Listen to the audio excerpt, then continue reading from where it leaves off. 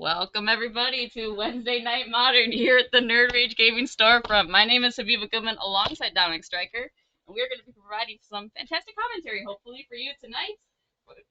Over 4 rounds of Magic. Dominic, how you doing tonight? I'm doing absolutely wonderful. We are queuing in here on this first match that we have.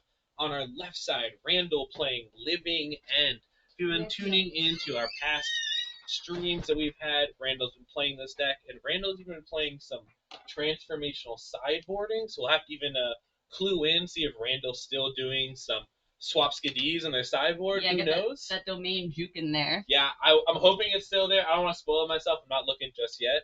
And those eagle-eyed viewers, longtime viewers of the stream, will notice on the right side, Alex Landry still got the name Tron under it, but we've given up on blue and we're going to classic green. Being met here with a turn 1 Grief from Living End. Karn the Great Creator, say goodbye. A good start. We see we're also opening on Odawara, which, though not being a land type, is still a blue source, which is good because now we know we can cycle away, but we're even going to land cycle this Oliphant. Yeah, when you see Odawara as the first land, it's a little rough. You're not generally going to want to use that for a mana source. The channel effect is generally why you put that in your deck. But you know, when you have to make do, you make do. Right. What's really great about the Living End and using all these land cyclers is you can pair up using these channel lands as spells late, but lands early. So what Randall's hand's showing me is we played out the Odawara, which isn't something you may want to do, but started with a land cycler. So I'm believing we probably had Odawara and a couple land cyclers, and we're just going to figure out the mana along the way. Exactly. Oh, followed up by Urborg? That tells me there's still black cards floating around in here. Usually it's just Living End, but you do have like the Troll of Khazad-dûm. Some people playing the Troll, and even sometimes just for hard casting stuff like Architects of Will and Grief. So there's definitely uses for the Urborg. A personal favorite is it makes your opponent also have swamps, which means your Swamp Walk on Street Wraith is turned on. Ooh, yeah, I didn't think about that. Alex is gonna grab one ring here. Oh yeah, we've already got the Talisman in play, so even if we don't complete Tron next turn, we have the 4th mana to make the ring just bridge that gap for us. And I see a tower. We've got Mayan Power Plant. Ooh, baby, it's Tron in time. Here we go. Off to the races here. And a shout out to Landry. We have the exact same Tron lands. It's like he's borrowing my deck out there. I can't even tell the difference. The beautiful Bug Power Plant, far and away my favorite. The Mine with the Screaming Man and the little baby goblin, love it. And this tower be towering. And it looks like even with Tron, looks like we're just going to go for a ring. Oh, just slam it. I think we might be scared of Force of Negation. So it looks like we might start this Karn the Great Creator as possibly the bait spell that we're happy if it resolves. One of my favorite uses of playing into counter magic is if you have 2 really important spells, it's great to lead with one that you are okay getting countered but have the follow-up. And what's even better is when the first one just straight up resolves. So we have this Karn. Feel like it's a mystery to me. We run this Tormod's Crypt. Oh, Karn allowing you just access to these sideboard spells from the Karn package, so you have a sideboard card in game 1. Something like Tormod's Crypt would never make the main deck, but now our Living End opponent is in a bad spot. I think combo decks or aggressive decks like Bird are really hoping to get there in game 1 because opponents typically don't have those cards in their deck. Right. But Karn allows you to get that edge on them even in game 1. Right. One of my favorite parts about Living End is typically the deck should have no problem winning game 1s and then play some scrappy game 2 and game 3s that it just tries to cobble together. So an opponent having access to something like a Tormod's Crypt in game 1 is rough. And you can see Randall just deep in the tank, thinking, just kind of staring at their hand, realizing that everything's about to get a lot harder. Okay. Both of our players are still at 20, though. No life changes at all here. Yeah, that's one of the joys of the Tron mana base. When I went from playing Creativity that you take like 10 damage from your mana base to playing Tron and you take 0, you're like, oh, whoa, this is nice. And Randall's been using his mana sources tapped and for land cycling that it just hasn't come up just yet. Yeah, he hasn't fetched at all, though. maybe he has. Nah, these Oliphants. Oh, he's just that's cycling that's how we here. got the Stomping Ground, and we're getting the Steam Vents in the hand now as well. Mm-hmm. Yeah, what Randall's going to have to do is basically enter a scenario that'll force Alex Landry here to use the Tormod script to eat up what Randall has now, and then start the rebuild process. My interesting question is, does the Tormod script itself, when it resolves, end up in the graveyard, or is it also an exile? Because if it's an exile, that's going to be even harder. And a grief will hit the field here, hard casted from Randall. Okay, so the Tormod script will go to our grave, but we would exile an opponent's grave. So crypt isn't as easily loopable. That was my worry. But like we were saying, we see this Urborg immediately paying off, allowing for this hard cast grave. But I put it up for $8.99. You know, we're picking a Warping Whale, which is, if you're looking at Warping Whale and the One Ring, I don't know if I'm picking Warping Whale. Interestingly, its main use in the Living End matchup is as a counter spell for target sorcery, aka Living End proper. Yeah. But the One Ring is an even bigger and badder problem. Oh, and here comes another problem as well. The Sundering Titan. Sundering Titan is going to cause a bit of a We're going to problem. take your board, because it's a swamp now. Oh my goodness. I'm actually really tempted. I see that we're taking the Urborg and the two other lands. I would have been tempted to take the Odawara, named as the swamp, and leave my teamer opponent on black mana only. But it looks like it does not matter. Just too many. Oh, the back of Tormod's Crypt just being a nightmare for a game one scenario for Living End, and scooping up to the haymaker that is Sundering Titan. Yeah, it's got a big body on it as well as a devastating land destruction associated with it. Let's take a quick look at Alex's deck list here, though, as our players shuffle up for game two. You can see his full 75 here. He submitted it online, so thank you so much, Alex. Rescue players, heed my words, please. Submit your deck list. It really helps us out, and chat really appreciates it as well. What's he working with in his sideboard, though, Dom? So this is one of those classic scenarios, right? We saw it come up that these Karn the Great creators allow you to have access to sideboard cards in all games, but the payoff is these sideboard slots are taken up by the Karn package. In the full 15 here for Alex Landry are fully Karn package pieces. So real quick, we got the Ballista, 2 Haywire Mites, a Phyrexian Metamorph, a Wormcoil, a Cityscape Leveler, a Sundering Titan, those big haymakers, Chalice of the Void, I'm looking at you, Cascade decks, an EE, Tormod's Crypt, Grafdigger's Cage, Pithing Needle, Stone Brain, the Bridge of Khazad-dûn, aka Ensnaring Bridge, and Oblivion Stone. This is one of those scenarios that it's going to come down to Alex's thoughts and kind of comfort in playing this matchup when you are the Tron deck. What I have found to be helpful is because you have stuff like Ancient Stirrings in your deck, I recommend bringing in the Chalice of the Void, but leaving the Crypt in the board. So because if you get to casting Karn mana, they've drawn 3, 4, 5 extra cards towards their force effects to be able to deal with your Chalice that you need Karn to resolve. Then you need to get Chalice and then have Chalice resolve. But if you bring it in alongside Stirrings, allowing you to just like dig for it, you can kind of sneak it in before your opponent has those points of interaction. Alongside, we have 3 main board copies of Relic of Progenitus. Ooh, that's interesting. Is he just really scared of graveyard-based decks then? So I know the relics. So if we notice here, it looks like we're on the newer versions of 4 stars and only a single spear. And it looks like these relics are kind of taking that spot of cards that are cheap and just cycle through your deck. Tron just likes finding your good cards, so cards like this cycle to help you do so. And a Relic of Progenitus allows you to do that in any game while cleaning up strategies like Murktide or anything else that cares about a graveyard. And then in this matchup, it shows up in spades doing big work. All right, let's take a quick look at a Living End deck list as well. This is not Randall's deck. This is just one that we grabbed off of Goldfish, but it gives us a glimpse at what he might be working with. Right, it's a glimpse at that main deck. The question that's going to be really big is Randall out here still trying to trick us up with the sideboard?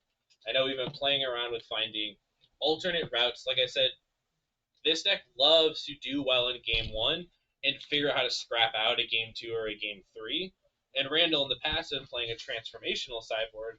And it'll be interesting to see if we're going to go for something like that again. If we're even looking at this version here, Stuff like Subtlety and Fury help deal with a lot of the Planeswalkers, and sometimes you just need a Force of Vigor to get artifacts out of play, such as if our opponent's rocking a Crypt or an EE, it might allow us just enough to destroy those to be able to rebuild afterwards. Sounds like a good plan here as we get back into the action. Randall will be on the play for game 2, and it looks And like Water both of Bottle on our the right. players are shuffling up for 6 cards, their first mulligan each. Yeah, and you understand because both of these decks are decks that definitely have a plan, and mulliganing is a part of it. You know, Tron, aka the Mulligan Simulator, is fully about trying to find the perfect opening hand and using that to help sculpt basically how the entire game goes. And Living End's the same way, right? You're looking for like A plus B plus cyclers that sometimes you want to set you up for your best chance of success. So if you see a 7 that's not quite right, you toss that back. Landry looks like we found a 6 that we like, and we had an Ula Mulligan hand, so we can toss that. We'll find him again later. Yeah. That's something that you want for later. That's way down the road. Yeah. Once you got some lands in play there. Yeah, That's I always a big boy. recommend, sometimes it makes it easy for you to go to 6 because you have so many big haymaker cards that sometimes it's easy to know what to mulligan. As Randall's starting the game off with a shocked breeding pool and a pass back to Alex. Power plant. Relic. And there's that relic we were talking about. It's so important, just one, because Randall didn't have a fetch land here, so any card that we cycle, the relic can eat using its normal activation, right? It's just tap to your opponent chooses a card and exiles from their graveyard. But if we can keep up with Randall, just having one card at a time, we might just clean it out naturally. Just tick away, just take the creatures away. Like I almost, there's going to be so many good spots for Alex to do this and just leave Randall with so few resources that it immediately makes me hope that Randall did do a little swap on the sideboard, trying out some new toys, because it already looks rough and it's only turn 1. Exactly, yeah. I think if he can potentially, he's on the play with those Kavus. We saw him really take over the game when he was on stream last. Yeah, I would love a big boy. He pumped out a lot of damage very quickly, and Alex might not have enough time to respond to that. Tap Stomping Ground. Oof, but yeah. And the relic here just gets to chew up on the generous Ent. The relic's gonna sit there just threatening, while just slowly chewing away. Absolutely, yeah. Kavu only costs 2. It's just a red and a green, I believe. So right. So that I was hoping to see it there. And we used our land cycler to find this stomping ground, so we're definitely setting up for something. But it might just be setting up our mana, getting clean, and we're unsure. We might not even have a little swap skiddy in the sideboard anymore. Now that people know about it. What? Now that people know about it? Right, yeah. Because I remember I reached out to Randall the night after he played it on stream. I was like, this is the coolest thing ever. And he was like, yeah, here's the list.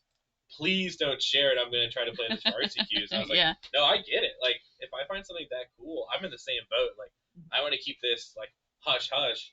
But now we're using another land cycler and finding a steam vents. It really looks to me, I don't think we have the other colors. I don't think so either. Yeah, we haven't seen any white or black yet. We're just pure teamer still. So I'm expecting Force of Vigors and Foundation Breakers to try to break up what's going on here with this relic so we can just start over with building a plan. Yeah, lots of artifact hate will be good against a Tron deck for sure. Right, and we know that almost everything that they'll have to hate out Randall's strategy has to come on the form of an artifact. We're going to see a Grief. Grief's going to allow us to check in on what's going on here. Yeah, let's see just how in trouble we might be. So, we're far away from Tron, but next turn, thankfully we have this Talisman to kind of skyrocket a little. If I'm Randall, I'm looking at this Karn the Great Creator, because I know that Karn minus grabs that Crypt that was so hard for me game 1. Absolutely. And then Landry has 2 pieces of Graveyard Hate in play. But this map is Alex's only true route to Tron right now. We only have 1 Tron piece, because that's an Urza Saga, the secret 4th Tron land. What's that card on the bottom left there? Or on the bottom, rather? The Chromatic Sphere? Oh, is that what that is? Yep, so we've got a Chromatic Sphere and Ancient Stirring, so kind of those digging and fixing effects. Not too many threats, but some enablers. Right, which I think is also part of the reason why Randall here took that Karn, is it's also basically the only threat as well. Important to know for when you're watching Landry trying to tick their way up to Tron.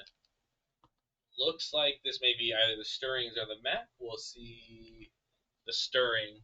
Remember, the Urza Saga, when it goes off next turn, can find an artifact that costs 0 or 1. That includes Expedition Map, which can find the third Tron piece. So we're very close, and now we found this tower off the stirring. Do you know what he's got? What he had the die on top of his deck for? I do it to remind myself for Urza Saga, and it looks like he was also doing it as a relic Progenitus reminder as well. Oh, I see. Because, like we said, he's doing the slow tick of the relic, Mm-hmm. kind of just giving themselves this reminder. I recommend putting a ring, the reminder on top of your deck for stuff like Saga. Definitely things like the ring. I do it for Aether Vial. Aether Vial is a big one, right? I think it's one of the first ones that started where it's such an important trigger to remember. Oh yeah, if you miss that first one, you fall so behind. Because Vial's only good on turn 1. It gets a lot worse after that, and if you just basically time walk yourself, forget it. Yeah. Ooh. Okay, I love Shardless Agent here. This Shardless on the hunt for Living End. But what this is going to do is force Landry to use the relic so that our future Living Ends are live. Mm-hmm. It looks like we brought in stuff like Brazen Bar. I see the subtleties. So the classic Living End, classic sideboard plan for this game. Yeah, so he's gonna pop this. Is Randall just hoping to get rid of the relic and then regrow his graveyard? Correct, right? Now we can eat on this relic. We know most of the cards that Alex has, but the problem is this eats the card through the relic's first ability and doesn't force Landry to pop it to remove the graveyard on a whole. Mm-hmm. So we've gotten through part of a problem, and we get a 2/2 for our troubles, but this relic is still looming, and now Landry's got the last pieces to complete their Tron. We know they don't have the payoff just yet, but we have everything else now. Right, he had enough mana to both activate his relic and his expedition map on Randall's turn. Yeah. So he's looking pretty good right now. That's a good day, and now we have completed Tron in hand, and our Urza Saga is going to pop. Mm-hmm. Brickman thinks he's going to get a second relic here as backup, so he can pop the first one and then chill out as well. Yeah, that'd be great. Or we might even see if we brought the Tormod's Crypt in. So we're just going to get possibly a little more information here from what Alex has going on. Really? So this tells me that we need green mana for something. Yeah. Or we're using this because our hand is just all mana. We're using the Saga to find a draw spell. Mm-hmm. And Chromatic Star just draws a card. So this is telling me that we have everything besides our mana. He's got another star in hand as well. There's Tron. Yeah, the Tron we knew about. So we got 8 mana total with that one green. We're going to use the green to make another star. I think we're just digging here. That's so interesting. All right. Still going. All the mana's floating. One green floating, one colorless. Yep, we're cycling and cycling and cycling. Who's the cycling deck now? I was going to say, yeah, Randall's staring at a mirror here a little bit. I mean, Landry's on the hunt for... I was going to say something like the ring would just allow you to bridge the gap here. Mm-hmm. This card is incredible. Y'all seen this card? Landry was just talking about the One Ring. He was saying that because it is an IP of Lord of the Rings, after the holiday set comes out, never again, right? You can't get it. They legally can't print it, right? So it'll be interesting, right? I'm sure if something happens, for example, they've already done this with like the Walking Dead cards. Mm-hmm. They've shown they do like invert that they can at least do something, right? So I can imagine them printing a card that was like, you know, we got Gisa's favorite shovel instead of Lucille. They could do just about anything, right? They could just be like, Teferi's special toy, and it's like, cool, here it is, and it does exactly what this card does. So yeah, Edgar Markov's wedding ring or something. That'd be sick, right? Yeah. There's definitely something they can do. But I'm just more excited about getting those real ugly One Rings from the holiday release. Dakota told me, you were like, hey, let me know. You really like that acid, the trippy sort of there's a difference between how much I like it and how much other people dislike it. Oh, I see. So it's a little... It's a low column A, low column B on that one. I've seen some people very upset at the readability of those cards. That's my hope. I hope they're all going to get so mad the price is low. That would be nice, yeah. Or it just like tilts them mid game and you get some. Oh yeah. You get some good plays off them. I'm sure I'll get plenty of judge calls of them being like, "What does this card do?" I just want to check it. Judge, are they allowed to play with secret layers? Oh yeah, we are. You should tell my Ulamog's that. All right, Alex is gonna start drawing some cards here with this ring. He's got a good number of them in his hand. Yeah, we're on the hunt for our main deck. Walking Ballista, these Wormcoil Engines, our Ulamogs, our Ugin, or any of these Karn the Great Fears just really get the party started. Mana. Oh yeah, this Force. Did you catch what targets it looked like Randall was looking at for the Force? Presumably this Relic. You can't target the ring. And the Relic and Talisman. I was wondering if we were going after the Urza Saga or not. Oh, because it is an enchantment. Yeah, so you can't grab that. My favorite thing to bounce the Teferi 3. It's just Stone Rain your opponent's Urza Saga back to their hand. It Stone Rains itself, though. Like, it goes away eventually. Yeah, but when you're on the play and you just, like, turn 3, bounce it, and they're back to 1 mana, you're like, woo. That's all it takes sometimes when you gotta play Teferi-based strats. Big ring, 2 damage, down to 15. 18 for Randall, 15 for Landry. The life totals make it look like this match has not been going, but we've been grinding through. Players are trying desperately to get a foothold above their opponents here. Yeah, and when you reach a game where you're both kind of stalled, that is where the ring thrives. Yeah, absolutely. As long as you've got the life total to get these cards, you are digging. That part is not the problem. All right, we're going to play a second ring here. Get rid of the first one so that we can restart on those burden counters and slow down our loss of life.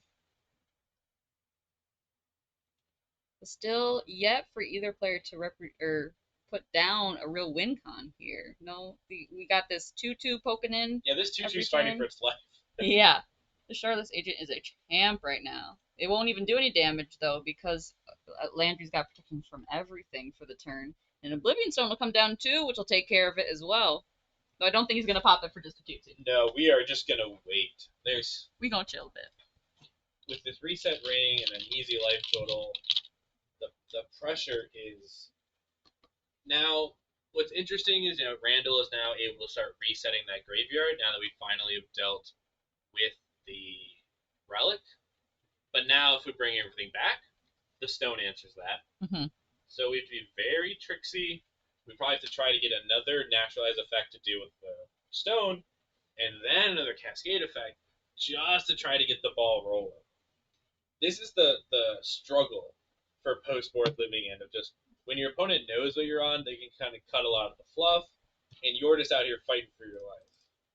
Or your unlife, my apologies. Phyrexian unlife? No, your unliving ends. Your zombie stuff. We got a construct token out here, I believe, from this Urza Saga. You can see there's the die underneath this beautiful back of the magic card for our 3 artifacts currently in play, but Laura are most likely on the hunt for a 4th. Mm-hmm. In Arena, they had these great sleeves that you could get that were just like a real beat up magic card. I have them. They're great. Them. And then our Wilds of Eldraine promotional stuff had just a magic card back as a sticker. That's cool. Dan's favorite. Yeah, that's true. I saw that one. Just a straight up magic card as a sticker. Did you see the promotional sleeves at MagicCon Vegas? No, I have those. Oh, man, those are great. Oh, big fan of the people with the IHOP Wildest, but also really makes sense as a collab because where are you gonna go? The stack. Yes. Also, where are you gonna go at 2 a.m. after you win your RCQs? Right, yeah. Post RCQ, we're going to the IHOP. Mm-hmm. Maybe not 2 a.m. That's a little late for. That's quite the RCQ. I'm down. That's after an NRG day 1. Exactly. That's after winning your top 4 match. Waiting to play the finals in the morning. And boy, oh boy. Randall, I've been here. I understand. Mm-hmm, yeah, Living End usually gets to do some big stuff. Randall hasn't done that in either game. No, we haven't. Not a single Living End has resolved. I mean, we've yet to living begin. Yeah. Oh my. Big constructs. These are one of my favorite ways of like sticking Urza Saga into the Tron deck. Is one of the downfalls of Urza Saga is you usually don't have the mana. You have to pick between like activating Saga or doing something. Right. This deck has mana for days. So now we just have these 2 5/5s that allow us to quickly close out a game as well. Yeah, and Randall flashed in a subtlety, not for any And text Landry, box effect, just as a creature. you saw the big thumbs up of Yeah. someone with 8 cards in hand that does not care. Mm-hmm. We see an Architects of Will cycle just hoping to find anything. This would be a great spot for another one of those forces or a Foundation Breaker to just try to remove some of these constructs and the O Stone and the Relic. We gotta start chipping away at these. Randall's gonna cycle Street Wraith there. Just not seeming to like the cards in his hand very much. But we're gonna go for a big 5-mana spell. It's a Curator Oh of yeah, Mysteries. we're fully in hardcast mode at this point. That's the nice thing at the very least with these big creatures here. Oh, Curator's only 4 mana. Pardon me. But yeah, you do get a payoff if your combo piece doesn't go off. Or Curator go is off. definitely the easiest one to hardcast, which is why some will recommend that it be like the last one you cycle, because it's the most likely to just actually be castable, as opposed to like the 8-mana spells or the black card that is Street Wraith. This one we can just cast, and we see that Randall has entered that phase, but they got to fight down these 5/5s. Yeah, and I presume Landry's gonna just keep finding some artifacts as well, grow them a little bit more. This Stirrings find this Karn and Ulabog. It's we done so. We can remove both these creatures and play an attack for 10. That's pure lethal there, That's and it, there's yeah. the fist They see bump the writing there. on the wall as well. Landry will take it down into against Randall with Living End, and we're gonna jump right into our backup match. We got Brian. Could you believe it? It's the beans in the back. We always put the control matchup in the backup match so that we can cut to them afterwards. We're playing against Rakdos Scan, which is a faster deck, but control is doing its best. I'm gonna jump out there quickly and see what game. Yeah, let's find out what game this is real quick. Well, I'm gonna catch up. We've got Brian on the left side. We're playing Beans Control. I know it's got the Azorius base, but using just the power of the Bean strategy to allow us to have this mid-game and this late game alongside cards like Leyline Binding, Logic Knot, Solitude, just the backbone of the control decks backed up by the Beans.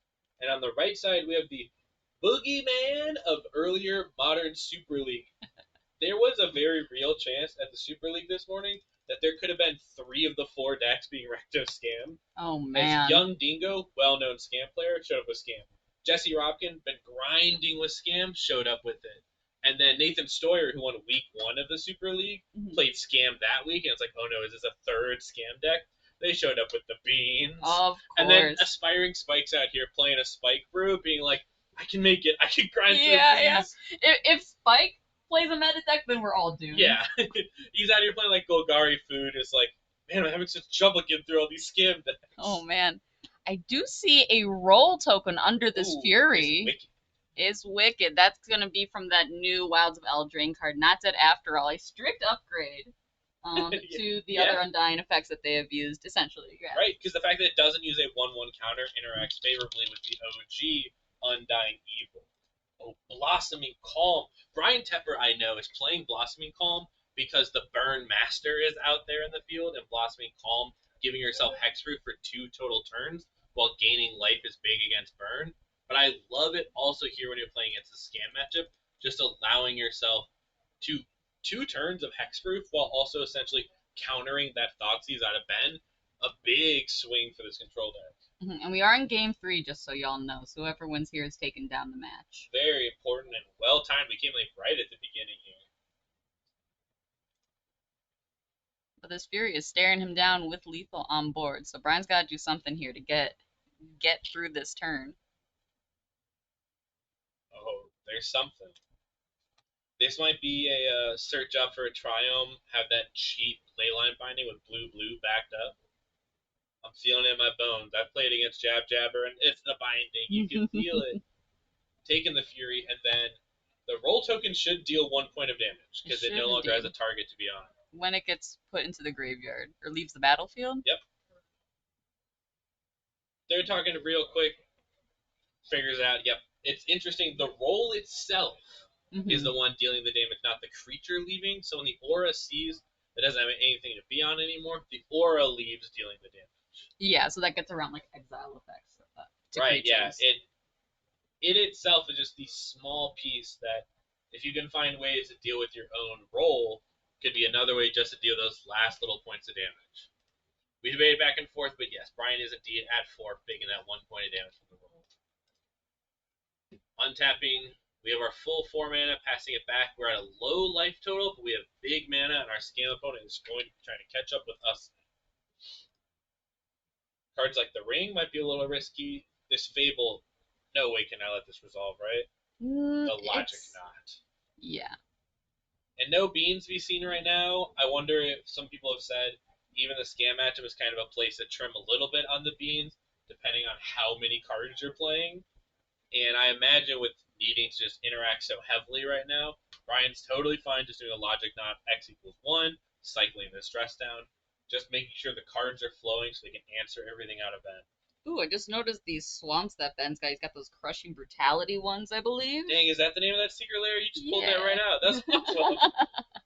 We've had a couple of them come through the store, so that's one of the hundreds of secret layers that I know. We have Brian here with the Sun Scour, which we see Ben reading may not have come up in the games before. And another secret layer, I think that's a Junji Ito Thoughtseize there. Yeah, alongside this March of Otherworldly Light and this Odawara.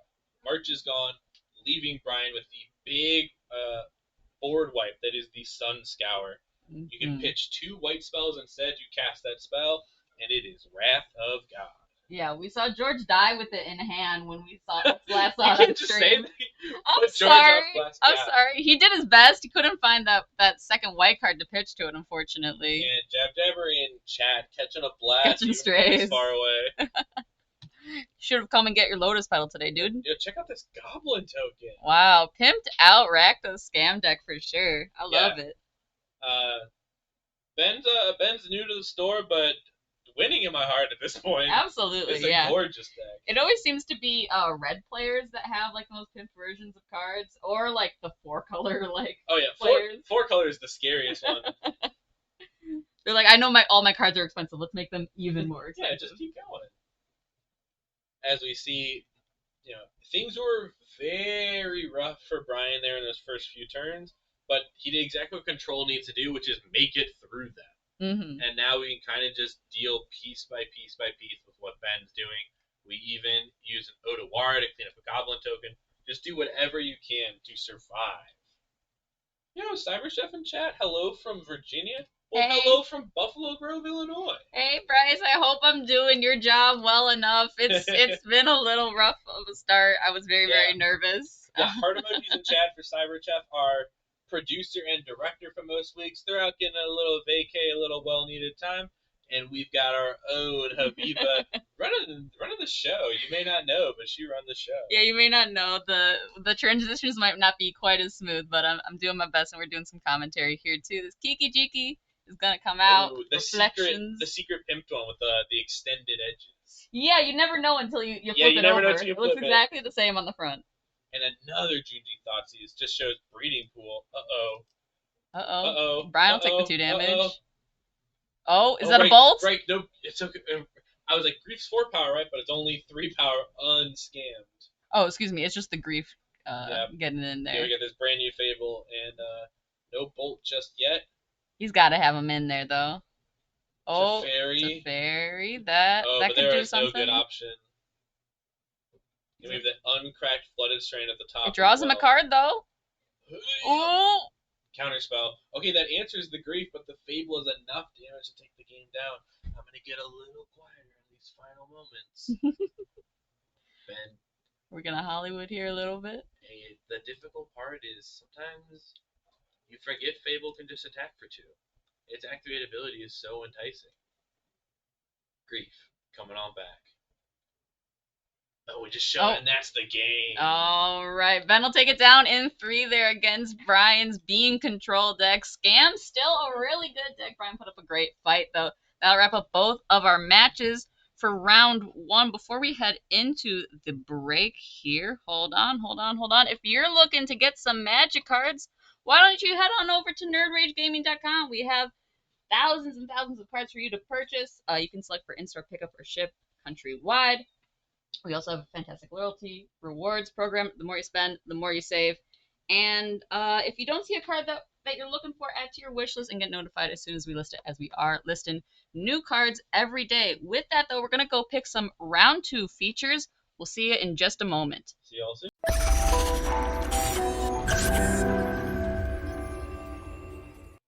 Welcome back. We're in round 2 of 4 here for our Wednesday night modern. We got a good one for you here. Luke and Adam, both regulars at the store. We got a scam or mid-range versus burn. We've got Luke. I love the distinction of Rakdos mid-range. I'm going to expect a little something extra, a little extra spicy. And on the right side, you've seen him. You love him. This is Adam, the resident burn master with The turn 1 menace. Goblin Guide entering play tapped. Means business.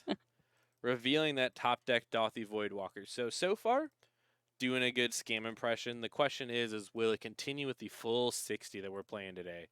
Bolt, bang, get him. And we were talking about potentially the two burn players in the room getting matched against each other and them using bolts to get rid of Goblin Guides. And that still happened here, even though we're versing a Rakdos deck. Right, yeah. As we see Adam here with a Swift Sphere entering play tapped as well, I was kind of chanting slowly in the back here for the burn mirror because I think it's actually pretty cool and interesting. I love it. I think I kind of want to play some burn. Hey, it's great. Lot of fast hitting, lots of good magic, lots of actions. It's a good deck for running across the street and getting Burger King coming back. Oh, awesome. The audio's better then? Cool. Hey, All good to go here. Shout out. Thanks, y'all in chat, for keeping us good, keeping us on par, figuring that out. Mm-hmm. Oh, I did talk to Adam. Adam's got Matching Mountains. Oh, man. I think he's mentioned it out there as well. He just shook him. I see you, Adam. Hey, future Adam, if you're watching past us, I really do appreciate it. We appreciate you. He said the main reason is he couldn't find the ones that he likes, but looks like he found them. I use the unstable planes myself. Is that these ones? Are these unstable? I think those... Uh-oh. No, I think that might be a different unset, actually. I use the secret layer shades not included basics. Boros Charm ticking down there with those prowess triggers. We're down to 4. I'm so sorry, chat. We fell into typical streamer casters of talking about basics. Yeah, oh man, we're down to 4 life here, Luke. Maybe he has some stuff. Gonna shock in a blood crypt. Oh boy. Luke's doing a very good scam impression with a Bowmaster, the Bow Boys. Is it a Bowmaster? It's Yeah, very that's the fancy shiny. bow. Here we go. Here's the spice. Burning Inquiry. Oh, we haven't seen this for a Yes. couple of weeks. Archie hasn't been in the store to show Right. off the food deck, but we Now- still got some Burning Inquiry here. Let me pull that card up for Adam y'all. is forced to draw 3 cards here into this Orcish Bowmaster. And I believe Luke is also playing Shieldreds in his deck to use these Burning Inquiries basically as giant burn spells alongside Shieldred and the Bowmasters. Oh, that's awesome. Right, while still doing your best scam impression for the first 3 turns of this game. All right, we gotta get a deck list from this man. We've started doing a little bit of yelling out there, so we'll get in the ear of Luke as well while we can. Absolutely. Oh yeah. All right, we're gonna pick some randomly here, so they're just gonna splay them down on the Yep, field. there's another Inquiry and a Fury going away, and just a pile of lands for Adam. Oh man, wow. And now we have 3 Bowmaster triggers that we can kill off this Swift Spear, as well as a couple points upstairs. Yeah, 2, and then it should just be 1 damage. Presumably. That Oh, bone- I think the Swift Spear was a little pumped up from getting prowess for the turn. So I think we were just making sure. And now this Dothy getting in for combat. 14-2. All right, all he's got to do is draw 1 burn spell, though. Even a play with fire will do it. But now Luke has 5, 6, 7, 8 power. Luke's got their own 2-turn clock. Just rumble in for 8, rumble in for 8 again. What's the land you just played? Oh gosh, that's the red Mines of Moria. Oh, okay. I believe it makes treasures. Well, let's take a peek here. I remember. I think they tried to sneak it in on us last week as well. Yeah, I think that's the. It might be the one. full art version. Yeah, exile 3 cards. Unless you make control a treasures. legendary creature, that makes sense with stuff like Shouldred. And speaking of which, here they are. A real headache for a burn deck if Luke can draw some cards. Oh yeah, a single trigger on that will get him out of a single bolt. But here's Bolt a land range. drop. Here's a Searing Blaze. Kablooey? Kaboomski? The Game Arena? Through to your face as well. Yeah. There you go. He's like, oh yeah, sure, Yep. I'll lose my creature. Oh wait. This also speaks to, as we're going to look towards sideboarding, how comfortable Adam is with this burn deck. Because you're usually pretty incentivized to just play your lands out. Adam holding a land, ensuring no matter what that they'll have landfall, draw the card that cares about landfall and uses it to finish off the game. Adam was a good boy and submitted his deck list, so let's take a look at that sideboard there. 3, Path to Exile. My opponent just showed me a Shieldred, which is kind of the bane of my existence, but also showed me a lot of like little fiddly creatures like Dothies, Bowmasters, and we even saw Fury get discarded. So it'll be interesting. This might be a scenario you want 1, maybe 2, just in case a Shieldred shows up, but you don't want to dilute your plan too much. Deflecting Palm is for much bigger opponents. Smash to Smithereens is for the counterspell opponents, and when a card like Searing Blaze is no longer online, allowing him a burn spell that he can bring in. Wear Tear, we didn't see any cards that care about it, but no, I can't think of a single one. Yeah, unless there's like a secret inside scoop and just of an Insano life gain card, but I sure can't think of one. And these Rolling Vortexes are not for this matchup, right? They are for when you're up against those Cascaders or people that have a lot of life gain. So this might be a pick up a path or two for something that you feel you might not want. Maybe turn a Seal of Fire or maybe some of these skewers, the kind of more fringe stuff, and possibly update them just in case the game goes long and a Shieldred tries to beat you up.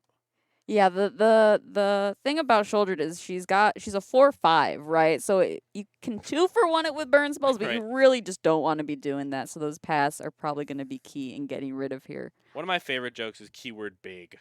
Yeah. Just sometimes a card's just big. And as we see, an important part before we flash over to Luke's cards here is Adam is now doing a 2-2 split of the Seal of Fires and Play with Fire. We know we were wondering they're a big fan of Play with Fire, and it looks like they're now seeing what the split feels like to them. The scry can be pretty relevant on the Play with Absolutely. Fire, so that would be nice. I do have a deck list here for Luke. It's not what he's rocking because he didn't submit one, so we'll yell at him. You guys can shame him in chat. This is a typical, very stock Rakdos midrange. You did see some of the cards that he was playing, like the Dothies, the Bowmasters, Furies as well. I would imagine basically the Griefs and the Scam card proper, the Not to Death for Alls or Undying Evils, are most likely Burning Inquiries and Shieldreds, and you can find most of this 60, if not exactly it. And stuff out of the board is, if you're looking at anything like these Shieldreds or these Bolts, or even something like a Chalice of the Void, all cards typically used to try to beat down on a burn player. Bolt just to kill some stuff. Shieldred is just praying to get that life gain. And a Chalice on 1 can be a headache for a burn opponent, but definitely doesn't spell doom. So No, they still have stuff like Boar's Charm or Searing Blaze, all sorts of Rift Bolt even. Rift Bolt, the skewers, like a lot of stuff isn't 1, but the backbone of the deck still is, allowing them to get you that real flurry, and especially when you're on the play, you can really sneak it in before they play too many spells. All right, let's get back down into the action here. Looks like Adam kept 7, and Luke is going to keep 6.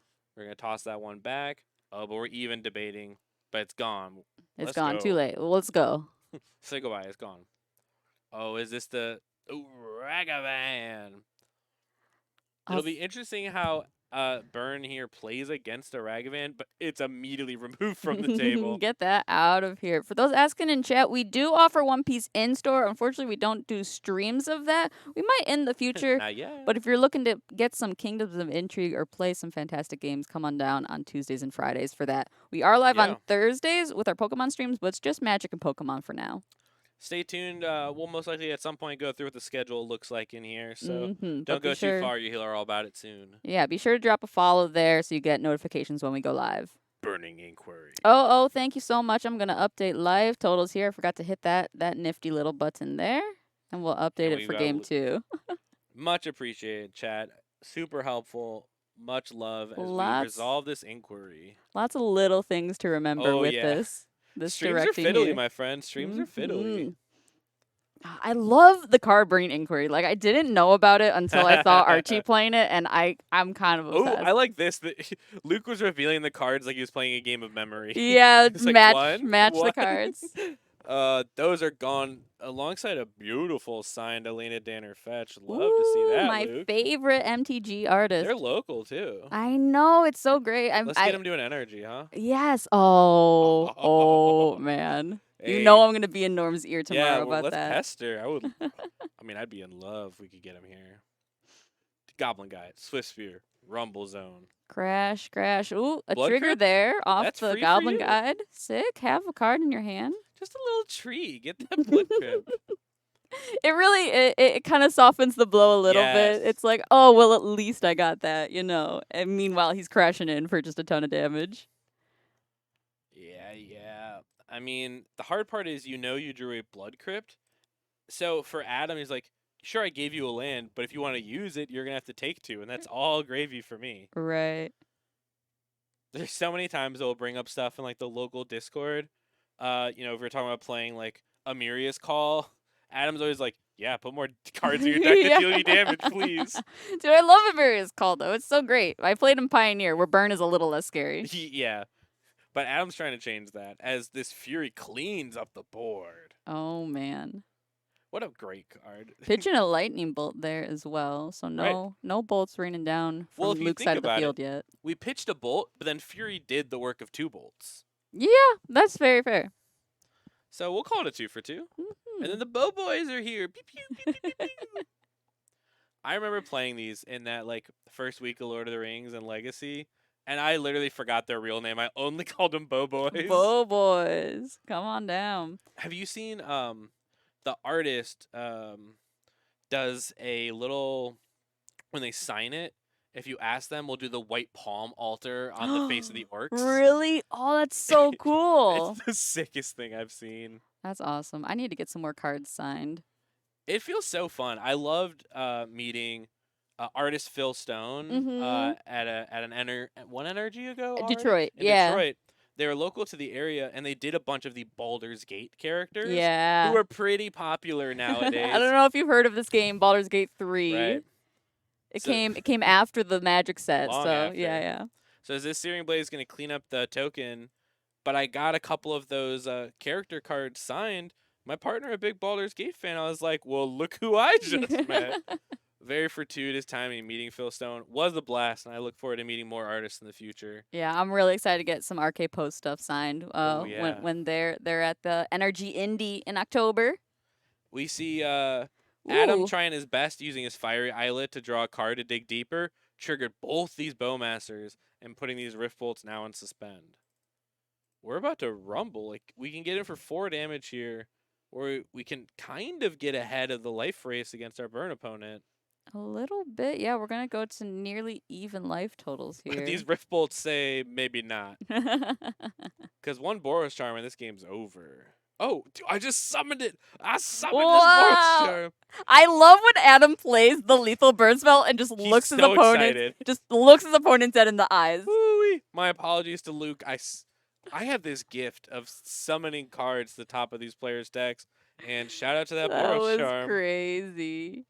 Okay, fantastic. Let's get into our backup match then. That And was a it- quick 2-0 from Adam Weiss, the Burn Master, against Luke and his Rakdos mid-range deck. We're going to tune into Yo. the beginning of a game here with Sam on Hammer Time and Blake on Murktide. Let me go check what game they're on here. Perfect. Well, no, they told us. Big game 2 in the middle here for us. Oh, yeah, they're just shuffling up, getting ready what for game a 2. babe. I love these guys. Shout out to perfect timing. Okay, Sam and I we've been chatting back and forth. We're big fans of signed cards. Sam is getting more and more and more of this Hammer deck signed. I saw some flashes of it when I was peeking in on their game 1. Well, we'll start with a Spire Bluff and a Ragavan for our Murktide player. Looks like 2 7s. Hopefully, it should be a great game. Do you want to do a quick check? See who took down game 1? Oh, yeah. Wait. No, it's okay. Blake started, so that means unless Sam somehow took the draw, I would assume that Sam took down game 1. Sounds good to me. So Sam is ahead. Gotta take down Hammer. He's got a Sigarda's 8 there for I mean, a his great first start. turn. Yeah, real solid.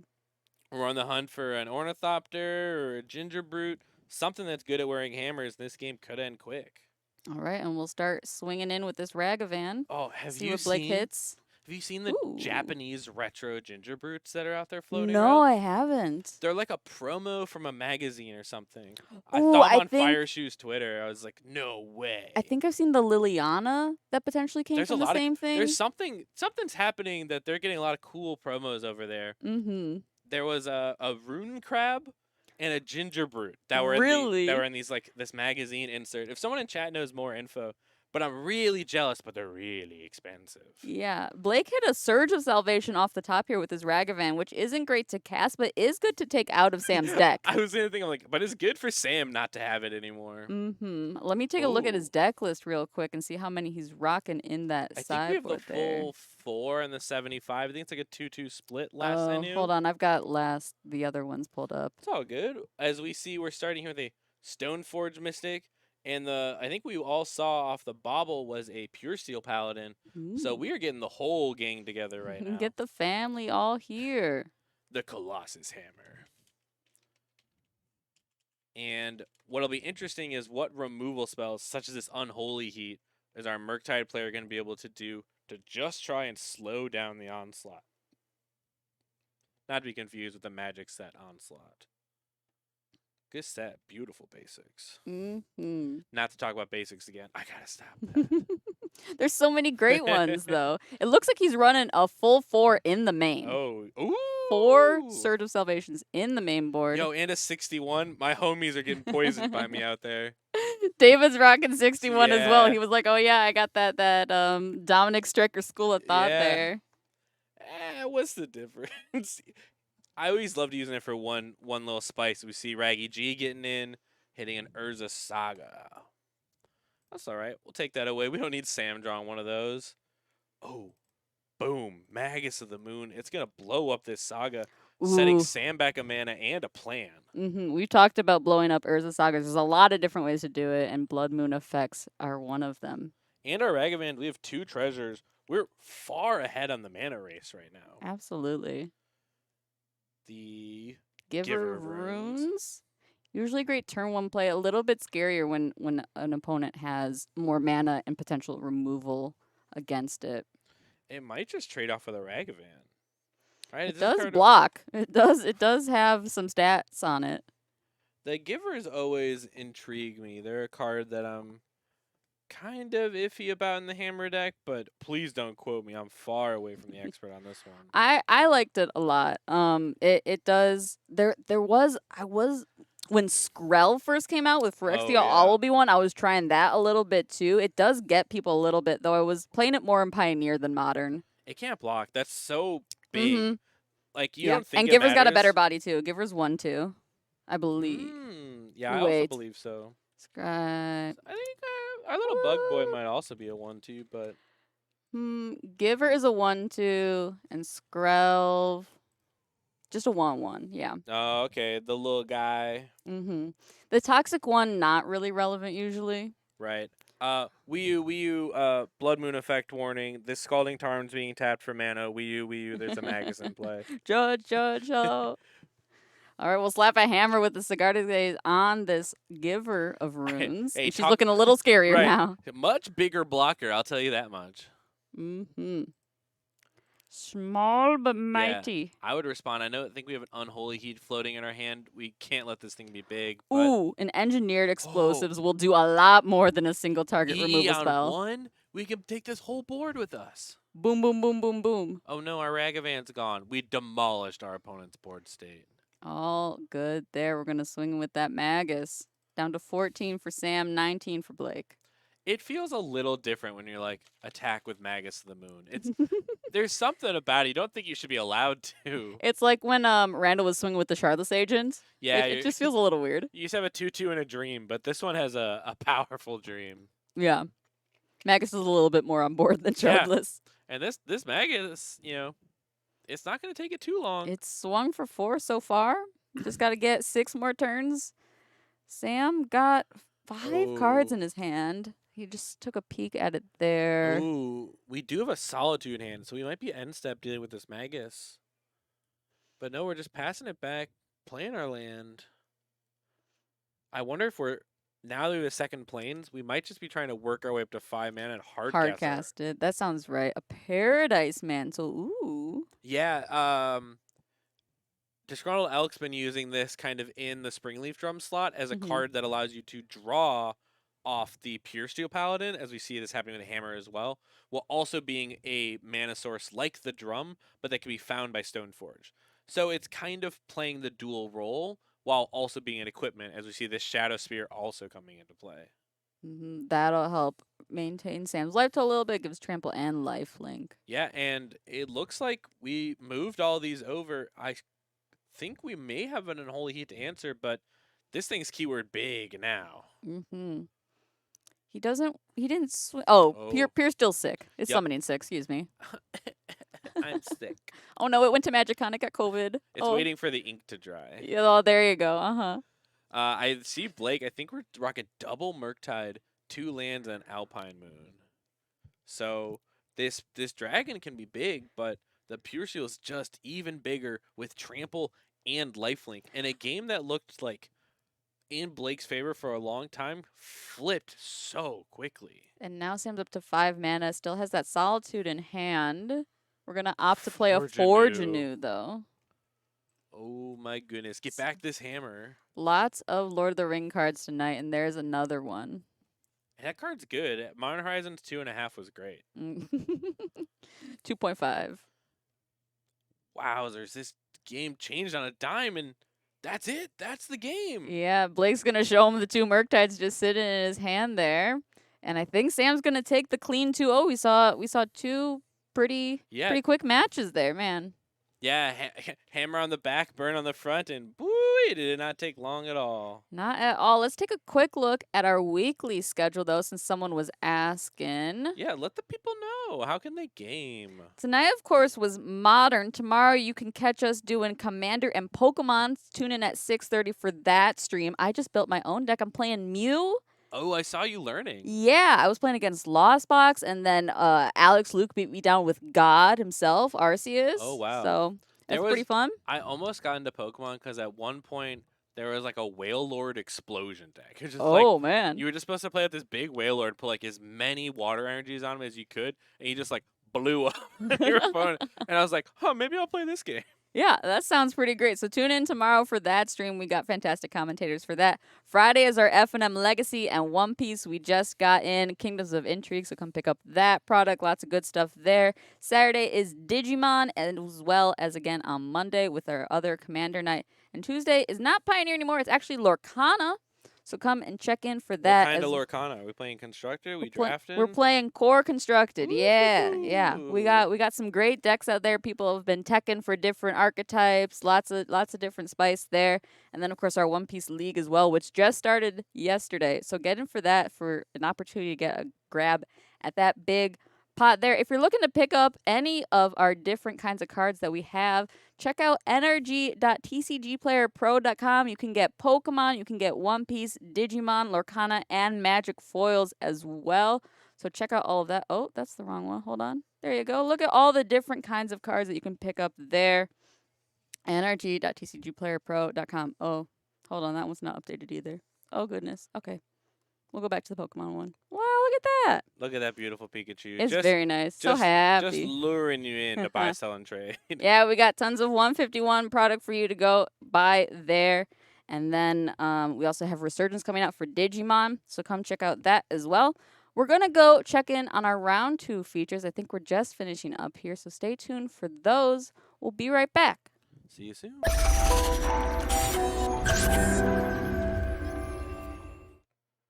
Welcome back to round 3. I keep forgetting to change that. We got Brian on Being Control. He didn't get much showtime in the back of match. So we brought him back on for the feature versus Airmon and Yawgmoth, another top meta deck here.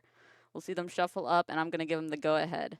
We have Yawgmoth, green, black. We even had a nice little chat out there about setting this up so that we're going to use different dice for the positive and different dice for the negative. So we should make this very easy for us all to be aware of, keep track of. Should be a nice, clean, beautiful game. Yawgmoth, Blooming Marsh, and a pass back. Interesting to see out of a deck with so many 1-drops to not have one to start the game yet. Absolutely. Do you think Yawgmoth has the most unique game pieces or like the most need for dice? Outside of game objects.deck, the Chatterfang Academy Manufacturer wildness that wins Moto every now and again. Yeah. There's a Strangleroot, guys, and a Lorien reveal. We were talking about Lord of the Rings cards. There's another one. What we do need to remember about the Yawgmoth deck is while it is wildly acclaimed as the sacrifice deck with these big combo synergies, don't forget that it can beat down, and that might just be the preferred method when you are playing as a control deck, is just using your cards as best you can just to try to get them dead. Yeah, you don't want to let Brian get to the late game here, and I think Yawgmoth has the ability to accelerate pretty early because they do play a lot of creatures, and then maybe just kind of get you with that combo win.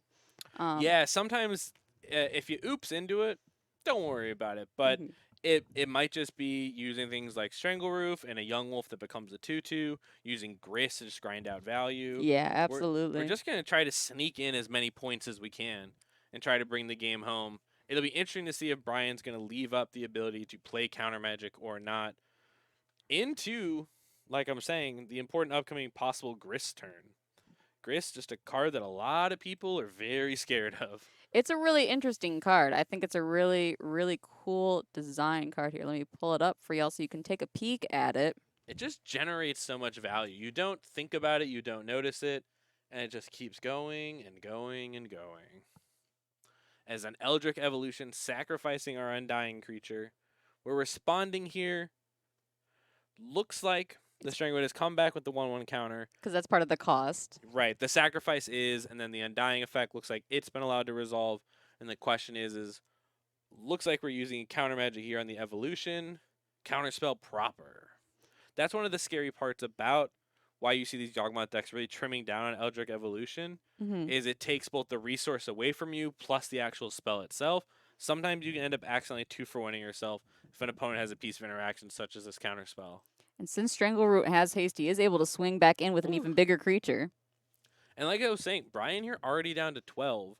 We are just trying to apply as much pressure as we possibly can and start making Brian use their mana when we try to cast things like a Yawgmoth or a Shieldred or a Grist, and just allow the Strangle guys to possibly just be the backbone of the plan here. Did Yawgmoth ever try playing Tyvar? That's not sounding like it'd be cool-ish, I think, for maybe a brief moment. Yeah. I've seen it played a little bit in Pioneer, so I was wondering if Yeah. it's had any applications in Modern at I've all. lost to it here at NRG when someone playing the Devoted Druid decks, allowing Oh, it. was that Miranda? She like came in for 1 week and like I definitely got destroyed one yeah, week just by it. easily 4-0'd after coming in from out of town. Yeah, I love when people do stuff like that. Just to remind people, she's like, "This is still my store. Like, tread carefully." And big 4-drop, I have been Ooh. loving the inclusion of Shieldred and Yawgmoth, but you see the double blue, you know Fast. what's happening. Fast counterspell there from Brian. Right, if you've played Magic for even a little while, you know when someone puts Shieldred on the stack that if you can answer it, I most definitely would. We'll get a prismatic. I need to take care of the creature as well. Our one hope was this Strangleroot. And the beans to wrap up Brian's turn there. Up the beanstalk. Everyone's new favorite card. Yeah, Armand's turns here for like this turn and next are going to be very important because while Brian is tapped out, uses a little bit of the resources, this is our moment to resolve things. And I see a Grist, and we're starting with a Wall of Roots. If this wall's good, we can use its mana immediately and get that Grist down possibly through all this counter magic. And it's just going to start creating game objects and being difficult for Brian to take care of. And there's the Grist we were talking about. We'll see what we hit here. And Grist is the safest thing because even if your opponent's playing Force of Negation, it's a creature on the stack. It's got that weird bit of text right at the top. It does count as a creature, so you can't spell pierce it, you can't Force Negation it. Unfortunately, looks like we milled over Colony Garden, so not another insect, so only one bug coming our way. We scrambling. Oh no. Oh. Do we not have bug tokens? Our insect. Use a sideboard card. Oh, there you go. Shout outs to Thursdays. I think, it's funny. We see Pokemon cards on more than just Pokemon Thursdays. We see them as tokens just about every Wednesday as well. I use Pokemon cards as tokens. I use Digimon cards as tokens. I'm started using Lurkana cards as tokens. And Teferi Time Raveler. Maybe we just need to make them pick up this Grist, waste their mana, but it looks like we're doing the token instead. Let me grab this card for y'all. Virtue of Knowledge. Using its adventure mode to copy an activated ability, in this case Teferi's activated ability, using it to double bounce, double draw, and now having this Panharmonicon on layaway for later. That is incredible value. Brian's been lording the praises of this card, and this is the first time I've seen it, and it seems pretty good. Great value there for sure. And the Brian and Baby token being used here for Oh the my adventure. gosh. The adventure of a lifetime having a child for some. And Grist just left here all by themselves can hopefully start to just grind a little more. Get us closer and closer. Mm-hmm. Grist's ultimate kills quick, I'll tell you what. Oh boy. Young Wheezy. Got a young wolf there. We'll get another Root. wall of roots. Start to build this board back up a little bit. Yeah, most likely that wall that got bounced by the Teferi last turn, but you gotta redeploy. It's always the hardest part after getting your things bounced. Yeah, that grist can help, but you wanna the uptick is the mill. Okay. So that's Right. good. But that takes us even closer to that ultimate, which Mhm. might be one of our best routes to just clear away a control player, do something that isn't interactable with all of their removal and all of their counter magic. Ooh, a scary land there from Brian, a Hall of Oh, Storm yes. Giants. I do not like seeing that card come down late game. It's always interesting to see the differing opinions on control players. If you tuned into the Dive Down podcast with our George Jabor, Yeah, Jabber, great episode. talking about how he doesn't play creature lands, right? Sets up all the binding mana and everything else. Brian's still holding strong, slamming in with the Hall, hopefully. You gotta play some win cons in your deck, George. All right, Play come some on, win cons. please. Maybe you'll go to less draws. I need to stop at Burger King before the next round. Okay. Yeah, that's why we now I will say out there at table 1 right now is the burn mirror. I just asked too quickly and we missed it. It went right by us. Yeah, we were hoping to grab it for y'all. They're gonna spend a good 40 minutes over at Burger King. I think they can have a full 5-course dinner while they're waiting for their next round. Burger King known for its 5-course dinners. As we are going to see for the first time what this virtue, aka basically a Panharmonicon in play, alongside this bean effect, we might be going wild now. Yeah, lots of good card draw here for Brian. That's definitely his favorite game action to take. Drawing a card. The Halfling. Hey, what's up? Pretty hard card for control on turn 1, turn 2. I don't know about here on turn 7. No, once you're able to use it for mana, though, it can be relevant. For those not familiar, it does make your spells cast with it uncounterable. Uncounterable. We'll just get the one bug off the top there from Grist. And Brian, big mana, 2 powerful enchantments in play. Let's start moving forward, right? Yeah, we're at 19 life. We gotta do something eventually. Just drawn a lot of lands, though. I think he hasn't missed a land drop yet. I mean, that's sometimes the kiss of death for control is just missing land drops. You just want to keep going, accumulate your resources, and answer what they're doing. Oak Tawara. Bounce that Grist. Just setting Backermon's pressure and advantage more and more, and then copying the Otawara with another virtue of Another one. knowledge. Wow. Holy cow. Wow. All right. Let's see if this card's price spikes a little bit after this stream. That's a great couple of cards there. Yeah, but And he's just left with a little 1/1 bug there on Ermon's side of the field. yeah, if there's any control mages in chat, this might be a sneaky toy for you to pick up. Mm-hmm. My, oh my. And now a logic knot. Just, yeah, exiling as much as you can to make sure that this is going to draw cards. Oh my god, I took a sneak peek at our backup match, and there's 2 beans on that side of the field as well. Lots of beans in the feature match area currently. Middle of the night, I guess it's beans time. This logic now will take care of the Strangle Rootgeist. Oh my goodness. Do we have it? We're just passing it back. It's 6 to activate Hall, right? That sounds about right. Let's pull that up.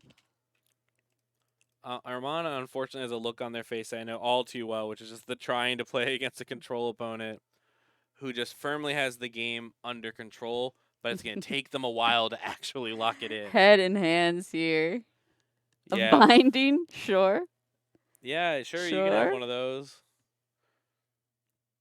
Yeah, you can even see they're kind of smiling, shaking their head. They have 5 cards in hand, but what are they going to do? Are they going to make it through the wall of interaction and counter magic? It's hard once a blue-white player has a grip of cards in their hand. Yeah, these blue eyes white control decks just. Oh my goodness. Mm-mm. It's hard, right? Like this is a strategy that really appeals to a lot of people, and it, like you said, just takes time. Like Yeah. I would just hope this hall is ready to boot up and rumble in. I that's what I would be doing for sure. I would just be activating it, crashing in, and that is why I don't play control. Right. And like Brian's at 8 life, so if I'm a Ramon, I'm like, okay, I can probably scrape in, get a couple of hits here and there. Like I can definitely do this, but the hold of the control player on you is squeezing just a little more and a little more. And sometimes you're like, all right, how much do I want to play this game? Do I hmm want to keep going? It's also important if you lose this first game, you have to win the next 2 Mm, games. So you want to leave yourself enough time on the clock if you want to get out of here. right, yeah. And I think that's an unspoken part of playing these matchups is sometimes you're just like, well, there are more games to be played. How advantageous is it to just kind of move on and try to come back to this? Delighted Halfling will be the only spell he's cast in here. Yeah, alongside the board's a little Oh, interesting as Elish Norn comes into play here. Mother of Machines, another doubling effect Yeah, for these. on Brian's effects. I think that might just be creature ETBs though. Hold So on. Elish Norn's all the above, anything entering, and so is this virtue. Oh, it's a permanent entering. Yep. Okay, excuse me. It's a little odd because the Beanstalk is a cast trigger Mhm. for the rest of its post its ETB. So it looks like Brian should be generating more value, but it's specifically the difference between like casting something and it entering. But Brian is working towards just being in a scenario where if they play like future up the Beanstalk, they're just gonna refill so quickly. Absolutely, and he'll grab a Logic Knot off the second activation of his Narset. If you play a ring, you could gain double protection from everything. Ooh. Yeah, if you ever want to be doubly protected. What does that do? Nothing. That was it's you get I think you get an achievement. Yeah, it's style points, that's for sure. You have to get 2 Inkling custom tokens, one for each protection. There you go. Oh, someone in the Legacy channel was actually mentioning that when you play the One Ring and then activate an Ancient Tomb, it doesn't do damage to you. Because you have protection from damage. Is that true? Shout out to any judges out there. Is that true? That'd be awesome. That's That's so cool. That's what I was told. That's awesome. Yeah. Stuff like that's so cool. Because it specifically says damage. So. Yeah, the difference between paying life and being dealt damage. And Magic's wild. Brian figuring out where to place this ley line binding. Because we have triple binding from binding Elishnorn and the Virtues ability. Oh my gosh. That was just a board wipe on that 1 mana leyline. I would scoop it up right there. That's insane. Yeah, the question is, yeah, you see Herman. I just wanted the thing where you flip through your hand enough that hopefully the cards change to something. Oh goodness. All right, Wii U Court of Calling vibes, but does that get us out here? Oh, this bean. Trigger, 3 bean. Another beans.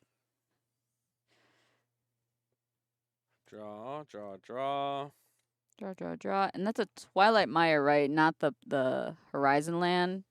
On Armand's side, yeah, we have a Colony Garden, a Twilight Mire, 2 Blooming Mushrooms, and a Swamp. Yeah, so you can't even Oh, grow. Bowmaster. Oh, yeah. Get some triggers there. It's okay. We'll get the rest of them, just not the ETB proper. Okay, but for the sure. 3 cards Brian draws, those will be able to deal your damage. But that's if there's no answer here. Which? And the Logic Yeah, Knot. the Logic Knot we saw earlier will take care of that. Just got to pay enough mana.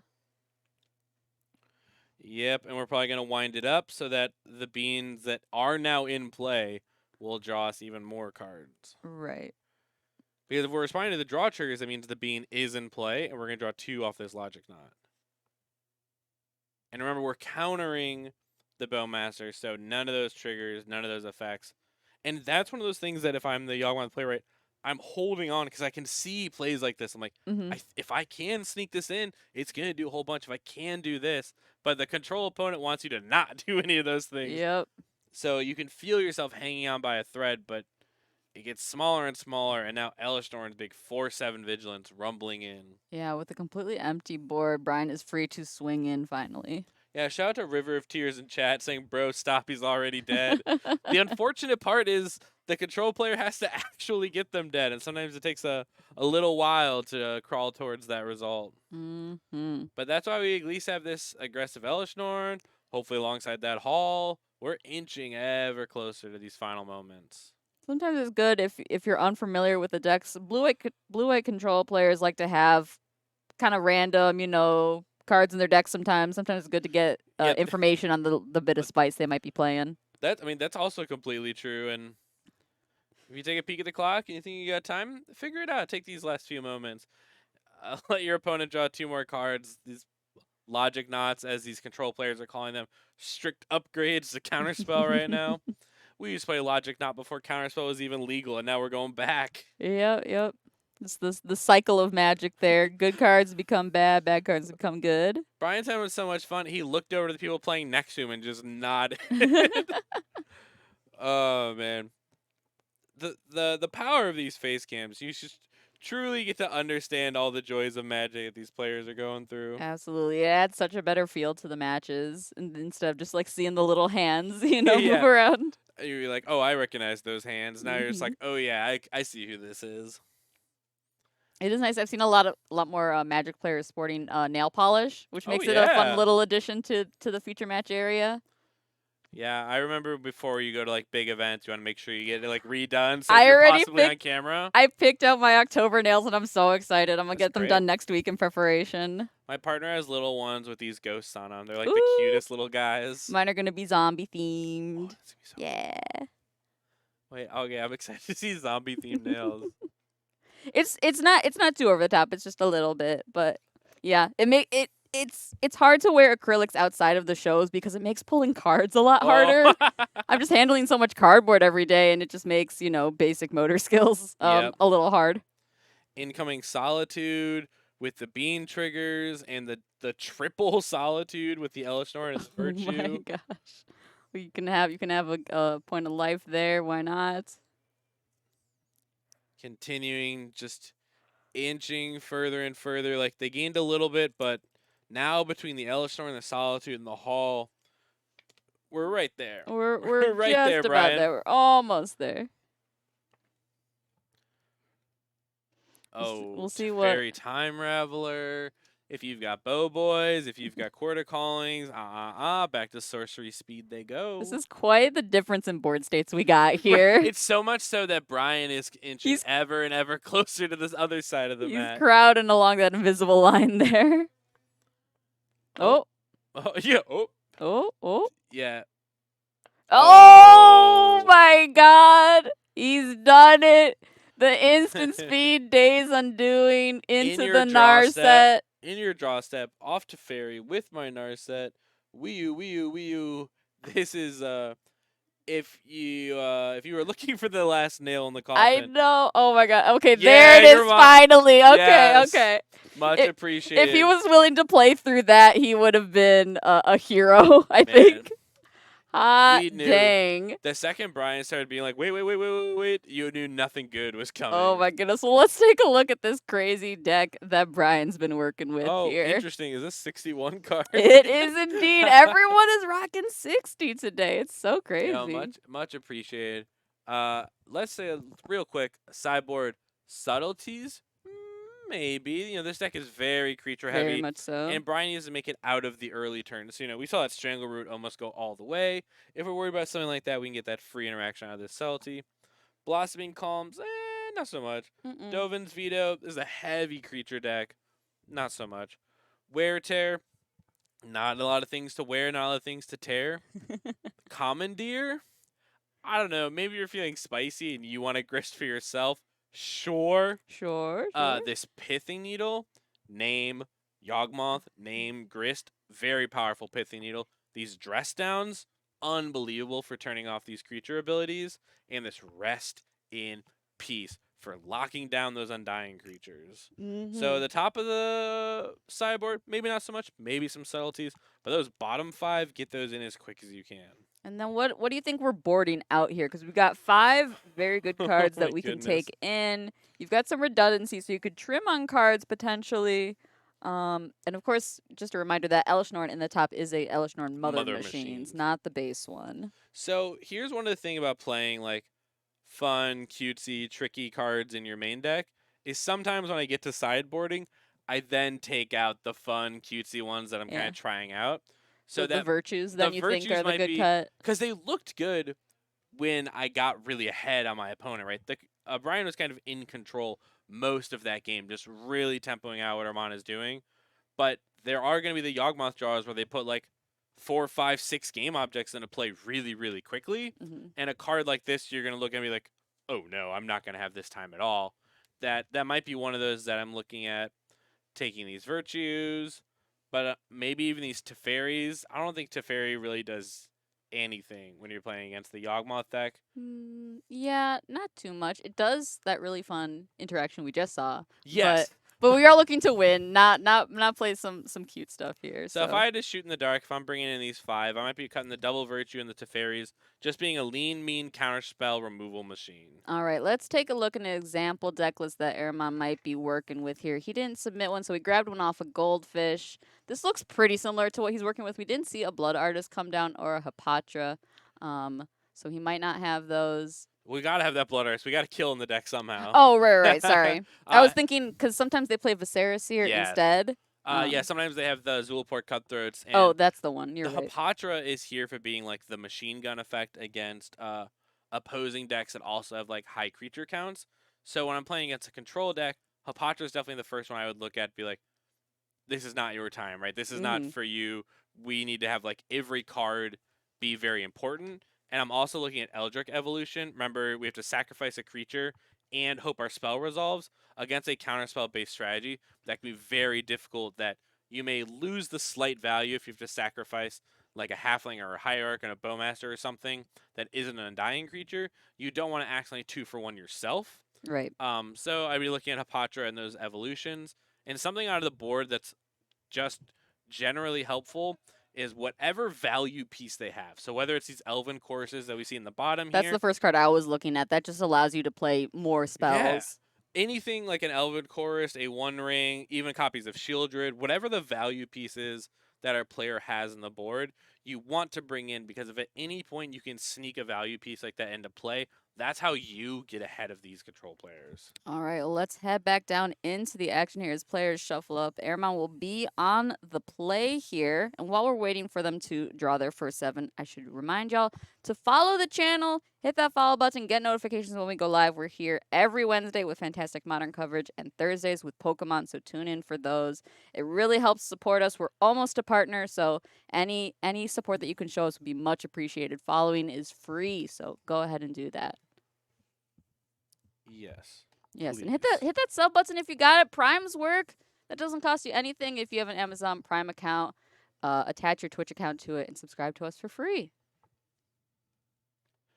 The ever so important mulligan, Armand. Come on, we need a gasaroni so we can try to participate this time. Oh, quick, quick from both players. We're going down to 6. Oh, Much man. appreciated these players making it as clear as possible for us to be able to view where they're going, what the numbers are like. Shuffle it up, throw it back. They keep looking over at that backup match. How much fun is that backup match having over there? Let's take a look at it real quick. Peeksy doodles at what they're working with here. Just a bowmaster against against why you gotta be so less than 3. Oh yeah, that was Ray Ray's new deck list. He asked me if it would fit, and it just barely does. But we'll check back on them in a little bit. Well, they're still shuffling up, so we'll take a peek for just a moment longer We're here. grinding away real quick here. Mhm. Looking at some fun stuff like thought seizing our control beaning opponent. Atraxa. Oh my goodness, what's going on over here? Oh my gosh. I think Ray has updated the Goryo's deck to include the beans. No. Oh man. What wildness are you up to out there in the lab? All right, well, we'll tune back in on them later. We'll head back into our main match here. Oh Oh, no, Armand. another mulligan. Oh, that is rough for sure. I mean, it's difficult already, right? Just playing a deck so synergistic as the Yawgmoth strategy. But then trying to get into this situation of your value pieces might not be coming together, your synergy might not be coming together, and we're used to playing against like scam style strategies where every card's important, but a counterspell strategy is much the same way where every card might just match up, and if your opponent has 6 and you have 5, they're already ahead, and their counterspells are looking to catch them up even further. It's like when a scam deck sees their opponent mulligan when they've got grief in Yes, hand. They're yes, like, yes, "Oh, yes. sick! You're doing my job for me." And I always feel that way just with the card Thoughtseize, right? It's just like every card that your opponent has last year, like this is gonna get better and better and better for me. We'll see if this grip of cards is any better than the last. Hopefully, because going Yeah. down to 4 is just Oh, just rough. It's demoralizing. It's not good. You got so few to work with. You got the turn 1, a turn 2 play, and then a hope and a dream. looks like we got those choices. We're keeping this 5. Get those out of here. All right, now it's time to come out of the gates quick. Here we go. Lighted halfling, turn 1. Yeah, we need to. Yes, No. Young Wheezy. That's okay. Just we need someone to start applying pressure off the back of nurturing Peatland. Yeah, that is that pain land, so it's going to be a little bit scary for a mana base there. It's going to hurt him a bit. And a Beseiju is land too. Definitely not the best mana base Ooh. to be working with. But the 1-2 punch of the double undying creature is here to apply pressure as fast as we can. This is what I was saying, right? We need to just put Brian under pressure as soon as we can. If I'm going to be at 5, I want to beat down just like this. The mana, not the best. A little sketch. But we'll do what we can to get these beatdowns in. Yeah, that Beseiju could have hit a beans and up the beanstalk there. Wow, that's quite a trade. They draw a card and you give them a land. I guess, yeah, Wowzers. maybe not the best interaction. But when they get those like triple bindings and stuff, I'm ready to Beseiju unlock those. Oh yeah, too. that's a much better target. I think you know what you're talking about there. No, it's hard, right? Because when you see people generating value, you're like, I gotta stop them. Yeah. Ooh, double. another one. Yeah, talk about the Go, strangle. go. Now we are not rooting. We are sympathetic to Armand's situation from game 1. That it's interesting to see a game swap so quickly. We're in it for the content. All right, we want to see some good magic here. I like seeing some potential game 3s, but Brian will fetch and have a response here most likely. That's not quite binding. Oh, that is binding mana if you pay 2, right? I wonder if it's dress down into evoke elemental block. Oh. I know that's pretty wild to say. Oh. There's the Brian. first piece. Here comes blockers. Dress down, draw. Blocker. Wow. Remember, because the dress down's here, it won't see itself have been evoked, and the undying creatures don't have undying. Wow. So this 3/3 blocks the 2/1, and it just dies. Does not undie. That's just insane. Die. What a call out, man. You're getting really good at this, huh? I gotta step up my game. We've watched Brian play a lot, huh? Just the favoring of. Sometimes it's you just kind of sniff out what they're doing. You're like, what could you possibly do in this scenario? That would have blown me away as a player. That's crazy. That was quite the combo for turn 2. Yeah, I'm not entirely sure the exact rules of how the dress down plus elementals works, but it's one of those where you just know that it does. So a good time to use it. So if you haven't seen that out there before, I've seen it used with these subtleties, with these solitudes, with endurances. Just sometimes a way to sneak in a creature way earlier than you should be able to. Yeah, Armand will crash in there and get blocked by the subtlety, but it doesn't matter because it has Undying, so he's just trying to get in as much damage as he can. Yeah, we got Brian down to 9. Looks like we've got the mana for something like a Bowmaster or whatever on Brian's turn. And just continuing to apply that squeeze.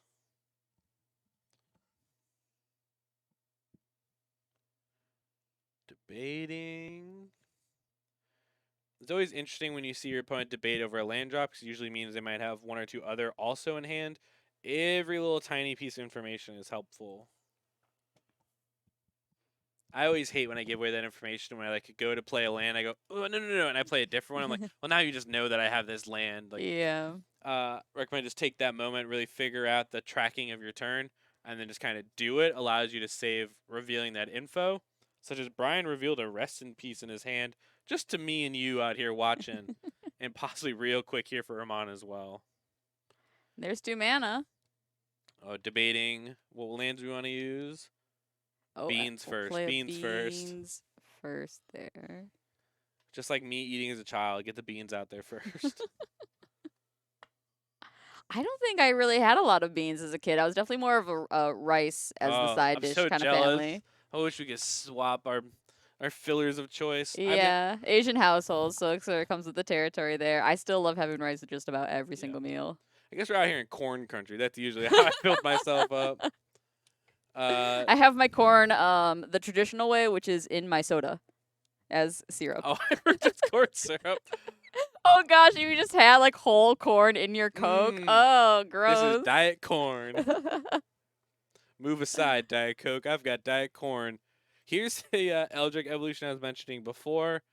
A risky spot to possibly get the evolution counterspelled here, but the Undying we will get, and now we have a Strangle Root that can rumble with the subtlety.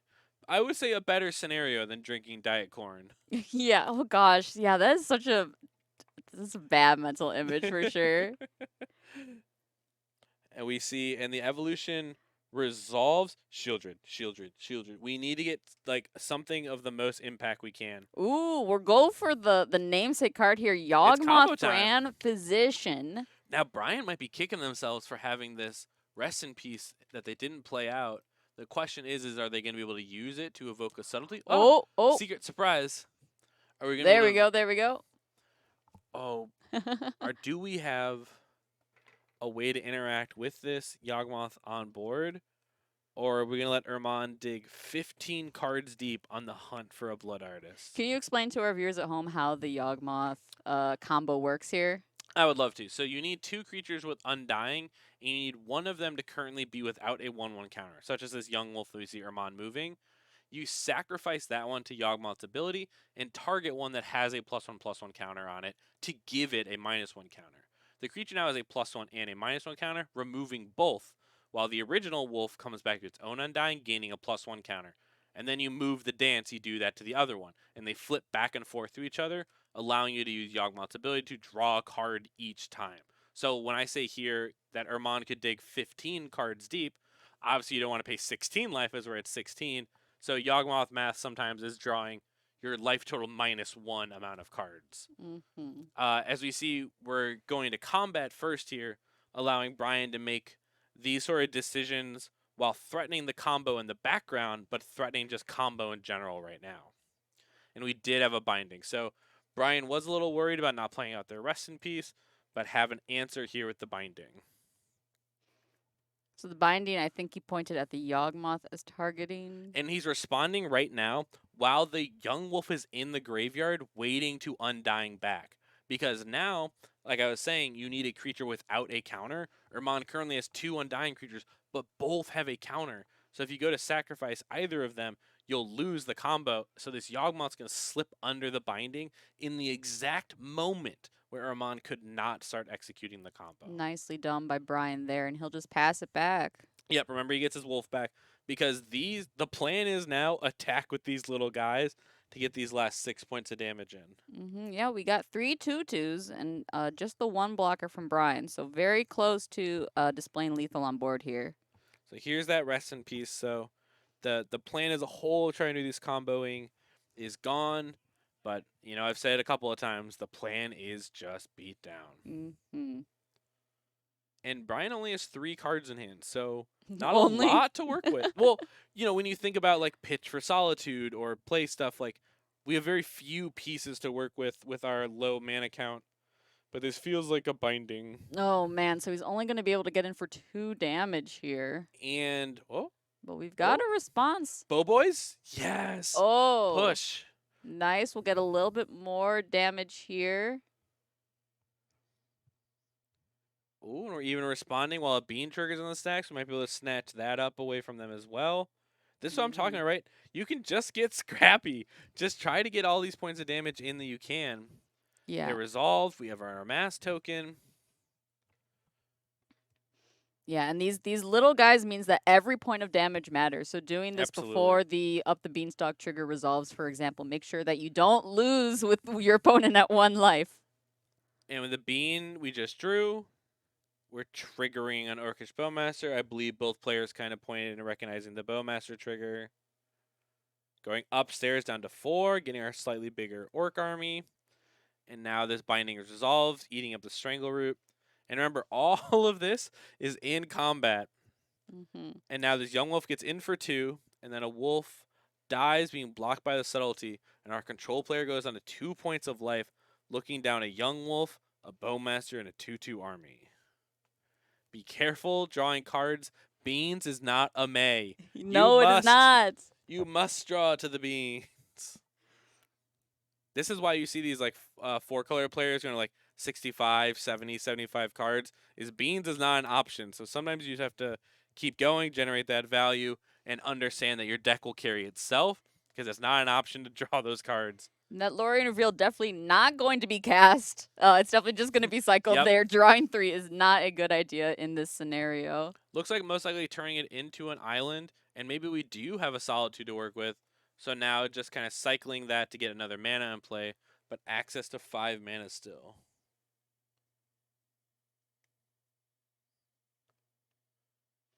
Yeah, debating. Like I said, I think we're still working with 3 cards because we've had our draw step. Just thinking in the squeeze, right? You can't draw cards to dig for more answers, so the only thing you have to work with is the cards that you do have.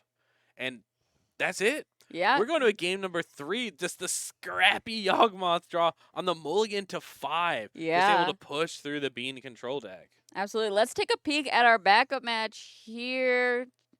While our players are shuffling up for game 3, we've got a very busy board state here. Oh my goodness, we got some Thragtusks down on the field. Wow, I haven't seen that card in a hot minute. I'm looking at Thragtusk and Scourge of 2015 Commander, Deadeye Navigator. On the left side, looks like David has stolen a Tireless Provisioner, most likely from Ray's deck. But David has the Ring. We have a Grief. We have our Bowmaster. We have our Bowmaster token. We even have this Monster Energy can that I believe is standing in as maybe a food token for the Tireless Provisioner. That is an incredible token. I love that so much. Yeah, shout out to Inkling Customs. Maybe you've heard of them. And apologies on the records there. That is not accurate, but that's all right. We're just taking a quick peek at these while the front's shuffling up. Just seeing some wild gameplay. Deadeye Navigator, Thragtusk. Who even knows what this Phyrexia Metamorph is on? Wow, crazy stuff here. We got a ley line sitting in the corner there as well. Wow. My goodness. All right, switch right back to our feature real quick. Brian's taking a mulligan, and Aramon deciding on his turn. Brian will be on the play for game 3. And we can get a quick peek back here. Big trades happening all around. My goodness, what a wild game to just take a peek at while our front players are getting their mulligans going. Yeah, we were able to set it up so we can switch back and forth between our front and main now. So I'm excited that we're able to keep the action going for y'all here. Allowing for the wildness that is Ray Ray. Whatever they're doing back here, I get it. I love it. I love it. Oh, that One Ring I think was Ray Ray's One Ring. Oh man. My goodness. Lots of Ragavan stealing there. And this Metamorph is a ring, it looks like. Alrighty. Goodness me. Well, we'll check back in on them later as players shuffle up, and Brian will start us off with a Triome. Armand with a young wolf again. It's time to apply that pressure. The slam. Slammed this Rest in Peace so quickly. Yeah, he waited a long time to play it in game 2, probably because he drew it later, but we'll get it out as soon as we can in game 3 here. An interesting question if you're Armand is, after seeing the Rest in Peace, the Leyline Bindings, the Virtue, and the Up the Beanstalk, do you go into your sideboard and grab a Haywire Mite, maybe 2 Haywire Mites, just be prepared for the slam dunk of a card that is Rest in Peace? Absolutely. I think there's not a lot of downside to it, honestly. He won with creature damage before. Yeah. It also gains him a little life, which might be relevant at some point when it dies. My favorite Haywire Mite plus side is its creature type insect. I was literally about to say it. You stole it from me, so it triggers Grist as well. It's a great include. There's like this really cool changeling deck going around. one RCQ locally in the area. And one of the like sneaky combos in the deck is you have Grist with a deck full of changelings. You might be able to like Ooh. rip through and make like 4 or 5 creatures. There was a deck dedicated to just like stacking your whole deck and making like 20, 25 insects off one Grist activation, which is, cool. Mm-hmm. Yeah, the old saying that Emrakul can be taken down by 15 squirrels. Why not 15 insects? Yeah. Oh, we brought in Terra Sunder. So, like we were saying, what There you sort of go. information did we look for as answers to taking those down? And it looks like we found one. That's a card from a few sets ago there, Dominator United. Same set as Shieldred. Mm-hmm. Maybe you've heard of her. And now the Teferi bouncing that Young Wolf. And Herman now, no permanents in play, but not a lot going on so far for Brian. Maybe kept a hand leaning on that Reston piece and is trying to pick up the pieces now. I feel like that's pretty likely. Here's that Hapatra. Ooh, Might be able to get the machine gunning effect going on. So you said he was likely to board that out, but it looks like he's kept it in here. It's really good for creature matchups because you can kind of allow yourself. We'll read through it. When it deals combat damage, you can put -1 counter on a creature. Okay, cool. What the point is the Patra says whenever you put a counter, -1 counter, you can make a snake. So what you can do is this plus Yawgmoth. You can shoot an opponent's creature, make a snake, and then sack the snake to shoot again, allowing you to use these two together as a draw plus removal engine. But nothing here when we're on the possible beatdown plan. Right, we it helps can- us grow your board a bit. Right. We can attack with our 2/2, put a counter on the 2/2 to make a snake, and kind of separate the damage out from itself if you'd like. And then if Brian tries to fight back with a card like a Solitude or a Subtlety, might be able to use this to clean it up. But even a Logic Knot cleaning up the ever-powerful Grist. Oh man, you used the Logic Knot to counter the Grist, delved a card, and left a mana open for the Leyline Binding there to make efficient use of his Ooh. mana. Nice play there. And just passing it back after playing a land. We'll see a Young Wolf. And I'm just completely off because Brian also left in these Teferis. So no matter you what, can't get it right 100%. yeah, no matter what I said, it pretty doesn't good matter. tonight. So Yeah. I'll give it to you there. You're allowed to make some mistakes. And I do think Teferi is just like the real backbone of a control strategy. So even if there are matchups where you're like, I don't know, is it really that great? At the end of the day, it is still Teferi Time Raveler, Yeah. which is still a heck of a card. I'll never play it myself, but I know a lot of people Oh. are a big fan of it. You feel really safe when you sit behind it, and you feel in so much danger when you play against it. Absolutely. And Armand, I love, we're on the triple basic plan and slamming out a Bowmaster. Brian debating 5 mana, just all these options. I get so anxious playing against a control player. I just Yes. I don't have any faith in any of my spells. I'm just like, ah. Oh, there's this great picture from George's photo reel from this weekend. These two players brought sleeves with Michael Scott and like a face, and it says "resolves?" on Wow. the sleeves. It's a great picture. Yeah, that's great for if you've got the one menacing control player in your meta and you all just show up with those sleeves. Oh, I would love it. That's so. I love custom sleeves. Yeah, they're really nice. The Dragon Shield custom sleeves are a real game changer. As Young Wolf is trying his best and being bounced back to hand by the T3, the Teferi Time Raveler. He's missed a few land drops here, so struggling to get up to 4. Maybe he's sitting with like a Yawgmoth or a Shouldred in hand and just struggling to find that mana source. It's hard in your deck full of mana dorks and Wall of Roots to even be stuck at 3 mana sources total, let alone just the 3 lands. Armand thinking, flipping through those cards, debating the head shake. Just, you gonna throw the Young Wolf back out? You gotta play something, right? Yeah, you gotta start from somewhere. You're not gonna Teferi beat him down in one minus. turn. Plus that Teferi, so now we've got that instant speed interaction. Oh, we have the Sun Scour in hand, we have Leyline Binding, we have Counterspell. We're not too scared of this 1/1 because we have a lot of time. And the Bowmaster again. Sorcery speed, you gotta do it. Dress down. Wow, and then you can let this resolve as just a puny little 1/1. Yeah, no Orc Army for you there, but it does get to stay on the field and will be relevant for later draws that Brian might have.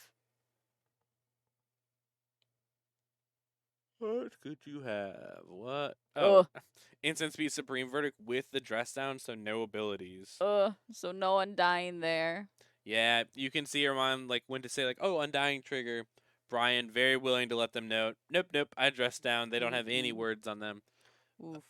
A very good card that we said for Brian to bring in here, showing its ability in spades in game 2 and 3 here. Just really shut down this creature-based strategy. And there's finally that 4th mana source there for Airmon. We dealt ourselves damage immediately just to get access. We have been locked out of 2 green sources this whole game too, drawing Swamp Forest. And we'll just crash in with the hasty Strangleroot Geist. Gotta get the game done. Instant speed Lorien to draw 3.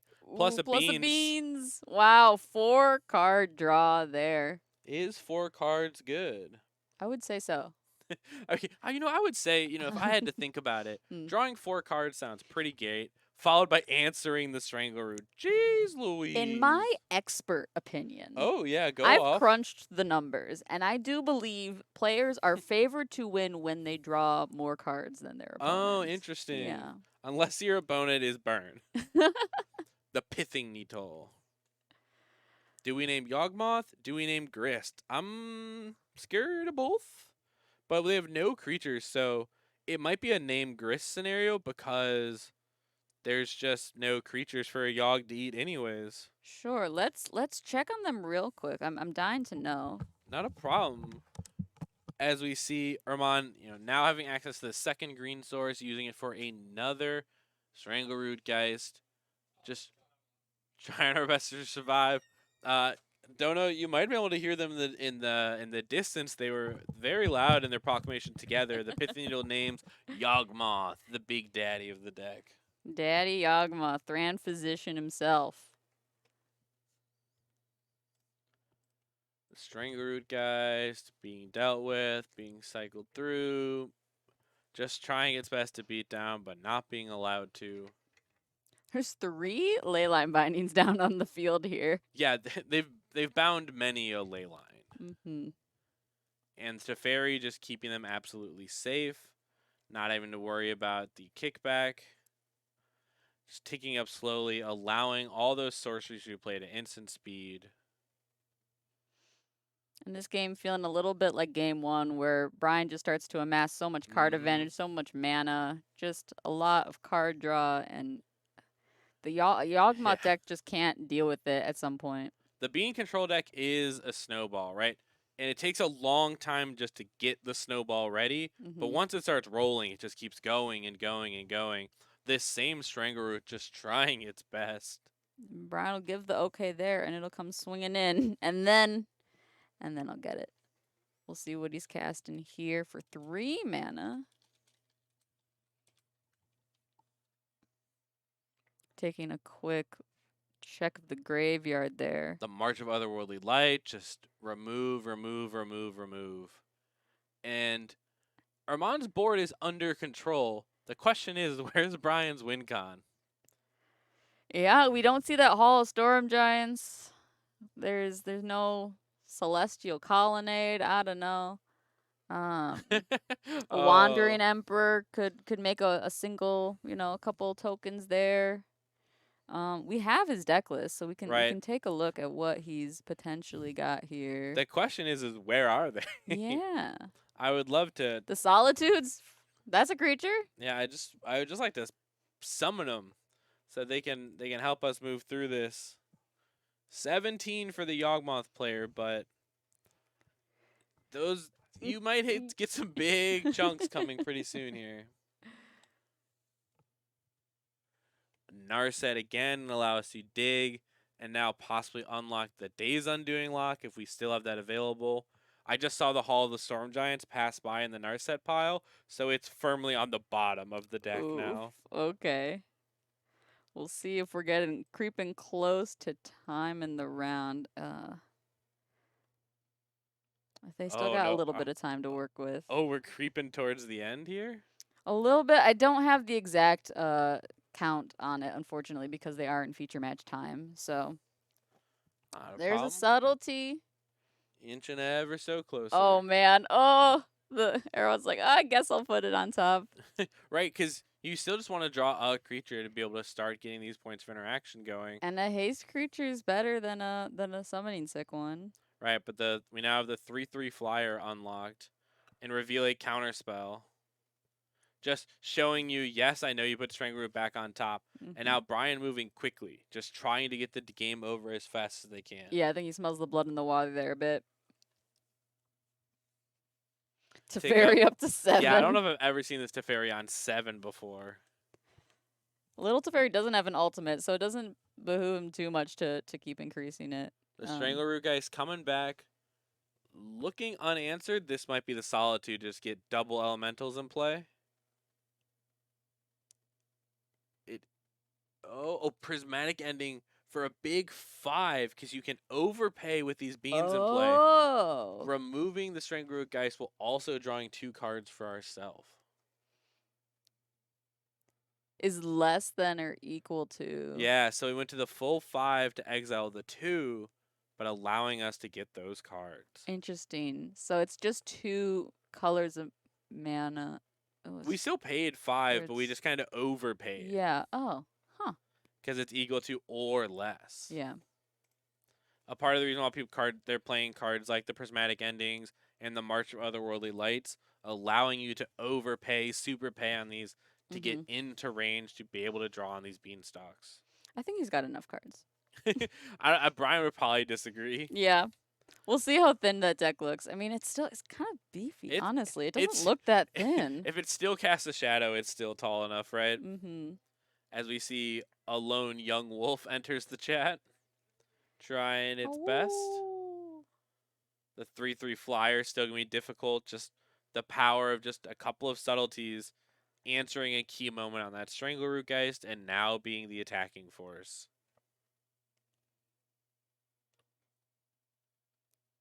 Take 1 for the Nurturing Peatland. Take 2 for the second Peatland. A Chord of Calling. For 3, met with the Logic Knot. Can't say it's unexpected there. Just going to make sure we tap accurately, delve a couple of cards. Why not? Yeah, Brian debating, do I use the actual cards in my graveyard or my mana? But just using this free resource that is the cards in the yard to allow them to have access to as much mana as possible, including this Solitude.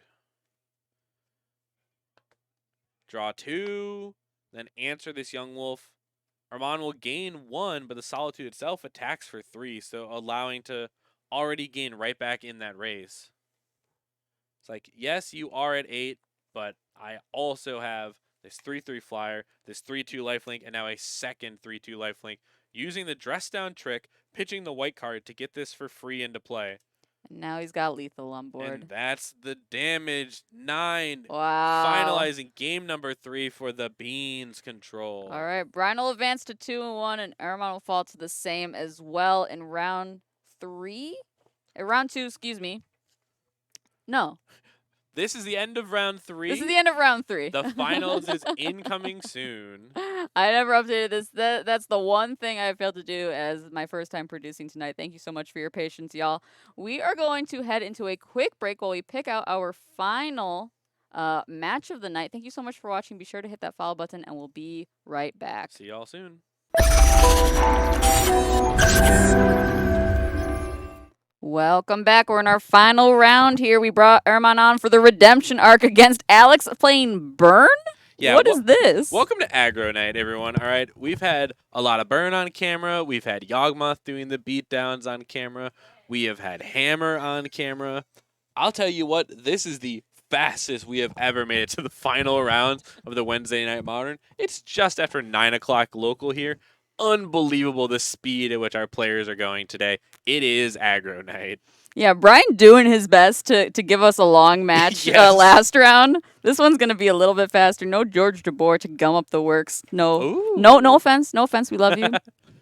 But a DRC out of Burn, this is a thing that I have in my Burn deck. I love DRC. Just the power to churn through your deck and bypass all your lands and just get the best Burn spells you can alongside possible. Like I had the engine of having Mishra's Bobble and Underworld Breach also in my burn deck. Ooh, Just like interesting. just fire them off, you know? Sure, why not? Yeah, red card's good. Hey, I've heard Free these spell's good. red cards are good. Mm-hmm. Yeah, so it's interesting, right? You see Alex starting off here with the Sunbaked Canyon, and as He we were should saying, be at 20 then, correct? Or at 19? 19, yeah, he should be at 19. Hold on. Look, they just caught Okay, it. okay. So there we go. Alex typically will be doing it on the notepad and forgetting about the computer, our little screen all the time. All good. Their life totals are correct now. We're going to get in with that hasty Stranglegeist and go back to Alex's turn. And a quick reminder for those viewing, Alex Luke on the right side, our lone undefeated player. Erman actually 2-1, trying to punch up, trying to fight up, see if they can take down the champ of the night on this burn deck. I had that correct. There we go. Hey, it's back in here. Easy peasy. Just trying to leave us with a flurry of 3-1s before the night is done. Mm-hmm. And a Goblin Guide will crash. And we see, Alex Luke did use that Mishra's Bobble. We have Bobble Spike in the graveyard already, moving our way towards Delirium. Bowmaster. Sorry, I thought it was Ragavan. I was like, oh, that'd be fun to cast. Never mind. I have been looking at like Mardu burn deck that has Bowmasters and Bump in the Night, and just like a real cheap lean curve. But yeah. I don't play much anymore. No, yeah, I know. The commentary, we spend a lot more time in the booth nowadays. Yeah, I have to like start handing decks out to people. Like, hey, go try this for me. You go be my guinea pig for me. Yeah, try it out. Try to win a game or two. As we see Bowmasters trying their best, sending a point upstairs. And now the race is on. 13-14. I don't know how often Burn expects to be pretty close in the race here. But our double Sunbaked Canyon just plus the aggression of Yawgmoth, we're keeping up with each other. And now it looks like we're debating a block. Yeah, we'll decide to just let it through, though. The crackback doesn't seem too poor here. Yeah, I mean, we get to attack in for 4, and this Goblin Guide's coming for 2. So what's really important is the flurry of burn spells that Alex Luke has. There's one. Lava Spike for 3. And then most likely pass it back to hold up these Boros Charms. And we have Charm, Lightning Bolt. So our opponent's life total should be at -3 by the time this is all said and done. But the availability of this card being an instant allows us to allow Erman to move through their turns and find out if we need to use the Bolt for anything. And if not, send a Charm, send a Charm. Yeah. It looks like Erman's not going to get enough damage here. He's going to get it really close. Here's that first Boros Charm. Boros Charm upstairs, sending you to exactly Boros Charm the life total. Untap. Draw a card. Shockland. So that we don't take 2 from our Sunbaked Canyon. Just take 2 so we don't take 2. And there's the other one, sure. 4 more, send it up, apps, and that's the game there. It's going to be very interesting what sideboard cards Erman has access to. Cards like Haywire Might just to block. Cards like Endurance just for blocking. Cards like possibly Scavenging Ooze or other stuff. If we're scared of burn, then we're going to need to find tools and find them fast. All right, let's see what Alex might be bringing in first, though. He submitted a deck list, so this is the 75 cards that he is working with tonight. Let's take a look at that sideboard. 2 core Firewalker. That's because there's more than one burn player in the room, so those aren't for today. End the Festivities, spraying out 1 damage across the board. The Yawgmoth deck has started to kind of equip and have like 2 toughness creatures a lot of the time, so maybe not at its best there. Deflecting Palm for the bigger matchups, I wouldn't expect it. Searing Blood might be in a good spot of just being able to eat up so many of the creatures out of Yawgmoth, allowing yourself to have Searing Blazes 5 through 6, or I guess in Alex's case, 4 and 5. We only have 3 Searing Blazes. But just allowing us to have some way to interact with both the creatures and the life total at the same time. Smash the Smithereens, not for this matchup. Nothing to blow up. Wear Tear, same deal. Nothing to wear. Nothing to wear. With the Grafdigger's Cage, the bane of any graveyard player's existence, so we'll most likely bring that in as a piece to have access to. And then Ratchet Bomb, most likely not. Torpor Orb. Really, the only ETB out of the Yawgmoth deck is Bowmaster, so most likely not worth the Orb. And if we're really, really, really concerned about the just pure aggression out of Yawgmoth, our last card is Ensnaring Bridge if we really want to lock down that combat. I think this is a pretty good matchup for Alex. Yeah. He's got a lot of removal for any of Erman's creatures, and then is just going to be able to kill him before Erman can get off the ground. Right. So Armand's looking to do a fast combo and hope there's not a bolt on the other side. exactly. We'll get back down to the action here for y'all as Alex is up in game 2. So Erman will be on the play. Another mulligan. He's been mulliganing a lot tonight. It's hard, right? It's Because hard. there's so many times when you're playing the Yawgmoth deck where it's just you draw 7 cards and none of them do anything. That's why I've been playing this deck for a while. That kind of shoos me away from playing the deck is sometimes when you play it, it feels so powerful and so cool, and you're doing so many things. And sometimes your hand, you look at it, you're like, Young Wolf, Mana Dork, 4-drop, huh? I guess. And it's so weird, like, a lot of the pieces in isolation don't do a lot, but it's when all of them come together that they, like, really, like, get the engine going. Yeah, I think Yawgmoth features a lot of very synergistic pieces and not bombs themselves. Right. So when you see someone playing, like, a 4-color deck or like an Is It Breach or whatever, you're like, wow, this is like all good cards that also kill me really quickly.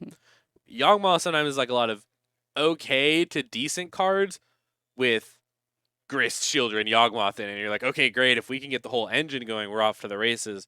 But sometimes there's just a lot of stinkers in general. I call Young Wolf the best 1-drop in the format, but we all know it's not true. No, it might be a little piratey boy. Might be a little Siren Storm Tamer. It might be a little crabby boy.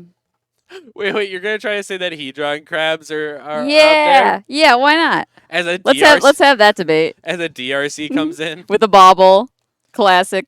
Yeah, the Murktide start, right?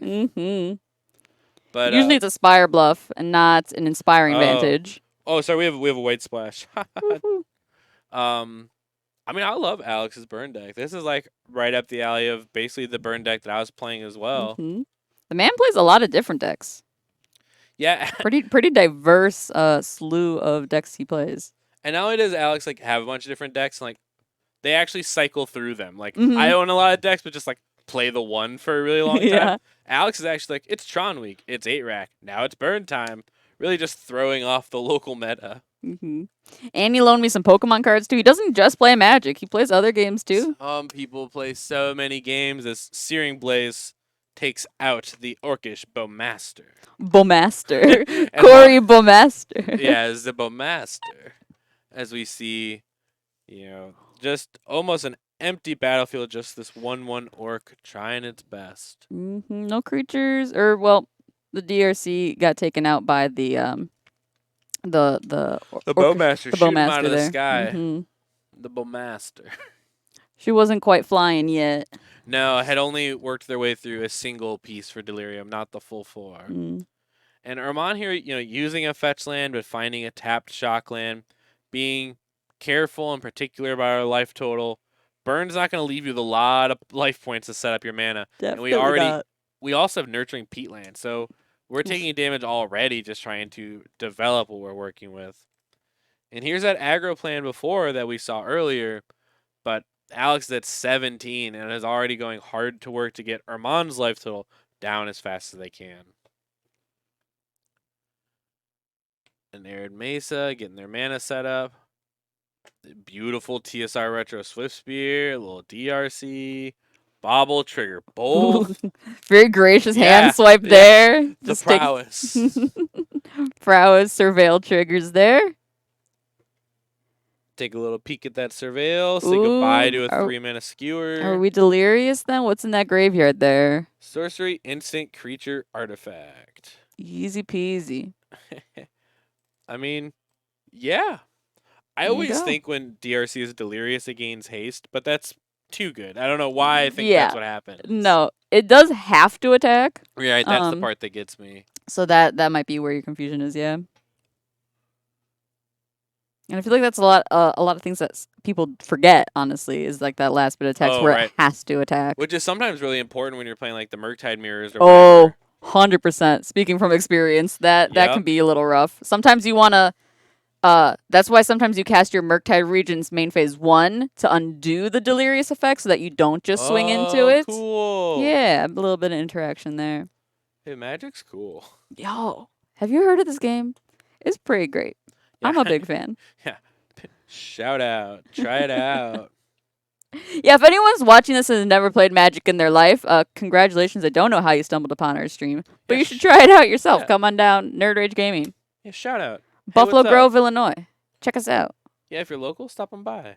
hmm Grist. Uh-oh. We're about to get a slew of blockers. Yeah, hit the Haywire Might off the top. Ooh, or instead, we're going to use the minus with our Undying creature, kill the DRC, bring it back to the Undying creature, get a slightly bigger creature to start rumbling with. The combo of Grist and Undying creatures just really allowing you to negate the downside of having to sack the creature. Just make your downside an upside. Like I was saying before, lots of synergy in this deck. Yes, absolutely synergy driven, top to bottom for the Yawgmoth strategy. And I misspoke earlier. Bowmaster is also a good card. So a big upgrade for the Yawgmoth deck to get more cards that are good on their own and better together. I wonder if anyone's tried bargain mechanics in Yawgmoth since they have so many tokens to throw away. Potentially could be some good includes there. I would have loved to try Beseech the Mirror for Yawgmoth? Yeah. For Sholdred? Yeah. Gas? For a One Ring, you can kind of sneak stuff in when you got a Beseech package. Mm-hmm. I always said if you're playing Gilded Goose and you have access to the food, or if you're playing a version with Samwise, then it might be worth it to try that out. Oh yeah, I remember that Samwise food combo that you and Yeah. Chris brewed. Yeah, I'm a big fan. If I ever came back to Yawgmoth, I think the faster combo version definitely helps it out with how fast the format is, with Scam being so popular and things like Burn being so popular locally. Mm-hmm. And we see our Yawgmoth player trying to survive. That it's how it is against Burn. You're just like, yeah. you're like, I always say that I ask my Burn opponent, how many cards do you have in hand? I assume they're always Lightning Bolt. So, Right. like, Alex here has 2 cards. So I assume I'm at 2, and they're about to draw. So I basically assume that I'm already dead in the water this game, and trying to figure out how I can scrape something together as soon as possible. A Blood Artist, a card we haven't seen at all tonight. An important piece here, but I think met with a skull crack before we can do anything with this life gain. There it is, Paul Blardis, the Blood Artist. A very important piece for trying to play this match.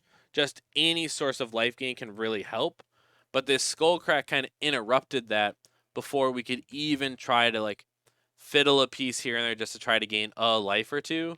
Mm-hmm. Instead, Skullcrack said no thank you, putting our life total down to 5, but we do have blockers for this Swift Spear. Yeah, Skullcrack's got that nifty bit of text on it that players can't gain life this turn. And damage can't be prevented. It should allow you to attack through the One Ring triggers. Mm. Quickly, we drew a Sunbaked Canyon and immediately cycled it away, but Alex's hand is 2 lands.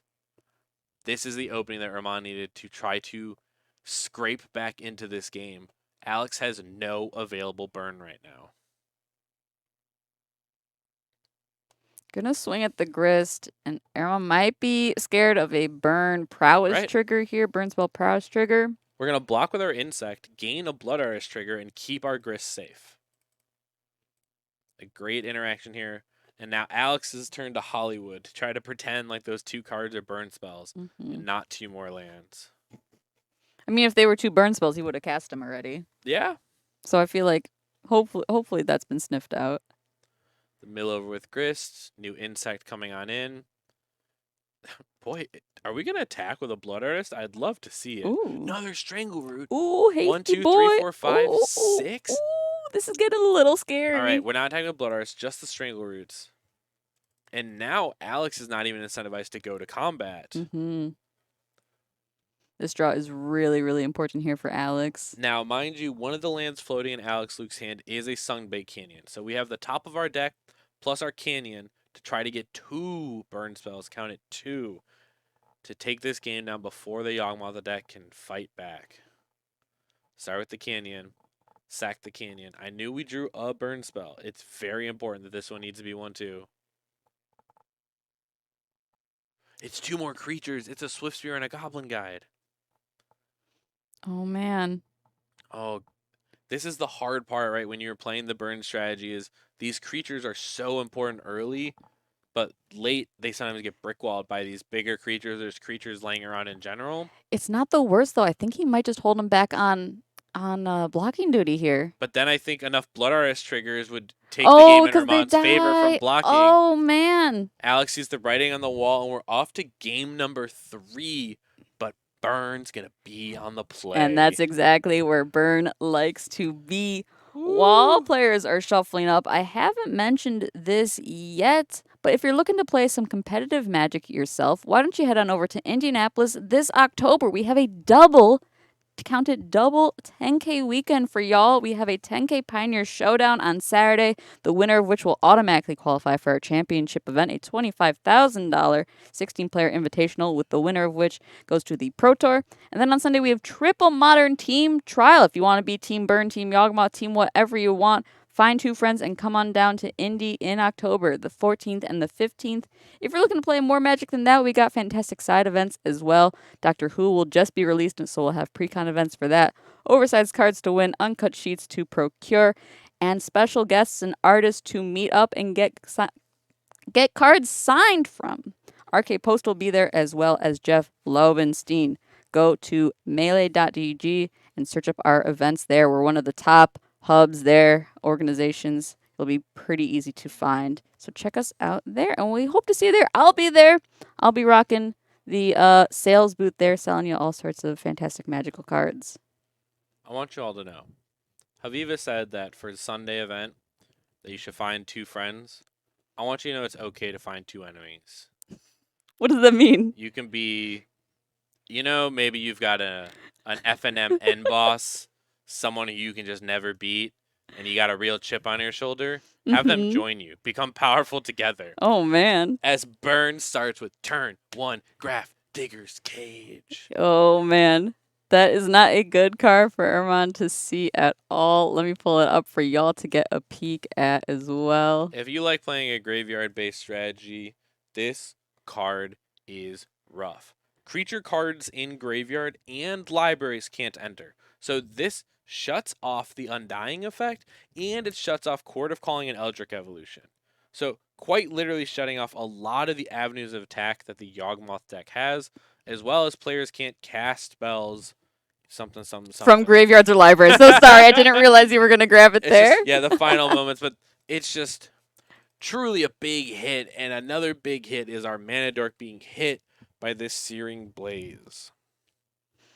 Yeah, so we're just going to get regular old creatures to beat down on Alex here. They're not going to be able to grow from Undying. You can't combo with Yawgmoth. He does have Boseiju in his deck. We did see that last game, or last match.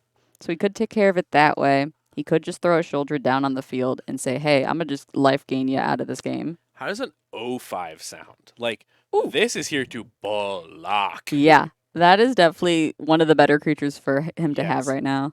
I've recently been playing the Goryo's Vengeance deck, made popular locally by Ray Ray, who we saw flashes of on camera. And it has Philology Archaeologist in it, which is an 0-3. And that was already powerful against burn opponents. I think it's an 0-5, but unfortunately it doesn't stop the flurry of bolt into bolt from Alex Luke, just bypassing the creature plan and the Wall of Roots, and instead just going upstairs to the dome. Yeah, Alex unable to find some burn spells late last game, able to find them early here this game. Here. They are absolutely here. But, we have the Mishra's Bauble to draw a card, and we have 2 cards in hand already. Ooh, I think that might have been a Boseiju? Oh. The thing is I don't know if we have any time at all. We see these additional searing effects came in. I think Alex's hand is 4 spells. Ooh, Roiling Vortex. Interesting. A card that's going to allow us to tick away slowly at Armand's life total. Sometimes can make Court of Callings if you don't use your lands really, really awkward, because you'll take the full 5 and be real careful if you're trying to cheat in an Endurance. And let's say you're going to use the Blood Artist to try to fight back. Use that last ability. Your opponents can't gain life this turn. Bowmaster's here to try to start applying pressure Our opponent has 17, now 16. We need to start chipping away. And as a reminder for that Rolling Vortex, it does hit both players. It is symmetrical. So Alex will be taking a little bit of damage here as well from it. Absolutely good to know, right? Not just good against your opponent, but will allow them to whittle away your life total as well. And here's that Blood Artist. Yeah, great. Pretty wide board here. Those Yeah, are zero power creatures on the bottom Yep. there, so those aren't going to be swinging in most likely. As well as the token from the Colony Garden, also a 0 power creature. So we have 0 powers and 1 power, just trying our best. We see Alex Luke here being reminded of his own Vortex trigger, just like you were thinking, premonitioning it into existence, that it's hard to forget that it's for you as well. Shock in a Sacred Foundry, taking him down to 11 to 10 here. The Searing Blaze, you got to get the Blardist, yeah. Absolutely. Oh, now I get why you called it that. Oh my gosh. It's interesting that we're not as worried about the life gain trigger here to use the Vortex and our remaining mana. Instead, most likely having additional burn spells in hand. And we do with this Skewer the Critics. Yeah, Spectacle will trigger there, so it just costs the 1 and we'll take him down to 5. We're within 2 burn spells of ending this match. I'm glad you joined me with Paul Blardist. Yeah, no, that's incredible. I need that altar now. The Paul Blardist Blood Artist. They should make that a secret lair. Oh, Secret Lair Paul Blart sold out immediately. Oh my gosh. For mall cops around the world. And, this is the interesting part. Armand's got little guys. We're going to use our mana. But we're down to 4. We have to be careful. There's a Yawgmoth. Speaking of be careful, Crashing. remember Yawgmoth's ability costs life. It does indeed. He does have some stat lines on him as well. Let me recall his exact stats. Pro-human. There you go. So if you're a DRC, if you're a Swift Spear, I'm here to block. Yep. Both Alex at Luke single. leaning forward, checking the board. Do we have 2 burn spells? I believe we have a 2 mana burn spell left over from before. Did we draw a 1-drop burn spell? Oh. He only needs 1 because of the Armand down to Rolling 3. Vortex trigger. Send it upstairs. Ooh. Kablooski. There it is. A skull crack. You just see, I think, another Yawgmoth and a Grist in play. Oh, man. Alex. And that's the 0 life total. Alrighty. 4-0 for Alex Luke. Armand not going to be able to get there. Unfortunately, made it very close. Took it to a game 3. But Alex will take it down there for our final match of the night. Great showing from all of our opponents, all of our players tonight, rather. It was aggro night. Yeah, a lot of it. We saw that one Beans control. We saw a heck of a board state in our backup match in game 3, but a lot of fast decks tonight for sure. We'll see how that changes the meta looking into next week. Yeah, be prepared to grind next week. Everyone will show up with the opposite. Alex won't decide to burn that week. Someone out there, it could all change so quickly. That's the joys of small local events. Landry will switch back to Bluetron. Kyle come back, play that too. We'll see. Just grind. For those of you watching at home, thank you so much for joining us tonight. We'll be back next Wednesday. We're going to run through a quick couple of ads here, so we'd appreciate you staying around just to support us. But make sure to hit that follow button before you head on out. If you are looking to play some competitive Magic, head on over to the NRG series. We got the Indianapolis event that I already mentioned, but the one after that is Madison in November. That will be our last event of the year, the last chance for you to get leaderboard points to qualify for our championship event. That's going to be a Saturday 10K Modern Showdown and a 5K Pioneer Trial. Something that I forgot to mention that our Showdown winners receive is an Inkling Customs token. We've already had some great ones made this year. We have an On the Adventure token. We have a Rhinos token. Do we know what Kyle picked? I don't. I haven't asked. I'm excited to find out what Kyle picked for the No. NRG Are you Detroit champion. I have yeah. no idea. I'm excited though. Our Yorian player picked a companion token for his. The team trial winners picked companion. Oh, that's so funny. That's so cool. Flavorful. So that's fantastic. So head on over if you can't make it to Indy. Finish out the year with us in Wisconsin. If you're looking to pick up some Magic cards yourself and build a deck and head on over to our events, head on over to nerdragegaming.com. We have fantastic singles for you to pick up. We're listing more cards every day, so if you don't see one that you need, add it to your wish list. And when you buy on our website, we have a fantastic rewards program. Earn 1% back as soon as your first purchase, all the way up to 10% back with every purchase. If you're looking for other cards, why don't you head on over to nrg.tcgplayerpro.com. We've got Pokémon, Digimon, One Piece, Lorcana, and Magic foils. So make sure to check that out. We ship countrywide just the same as our nerdragegaming.com website, and you can also select for in-store pickup. If you are looking to talk about different deck builds, head on over to our Discord. That's where you can meet up with our fantastic community, get some ideas on what to bring, link up with people for our team events, or discuss the latest meta, spoilers, etc. We didn't talk at all about Lost Caverns of Ixalan. I forgot to talk about the fun Jurassic Park stuff. It's got big dinosaurs. They're going to be cool. Very exciting stuff there. Well, with that, that'll wrap up our coverage for tonight. Thank you so much for joining us. We'll be back next week. Dom, you were fantastic as always. Pleasure to have you. You were. This has been Dominic Stryker and Haviva Goodman signing out. Have a good night, y'all. See y'all later.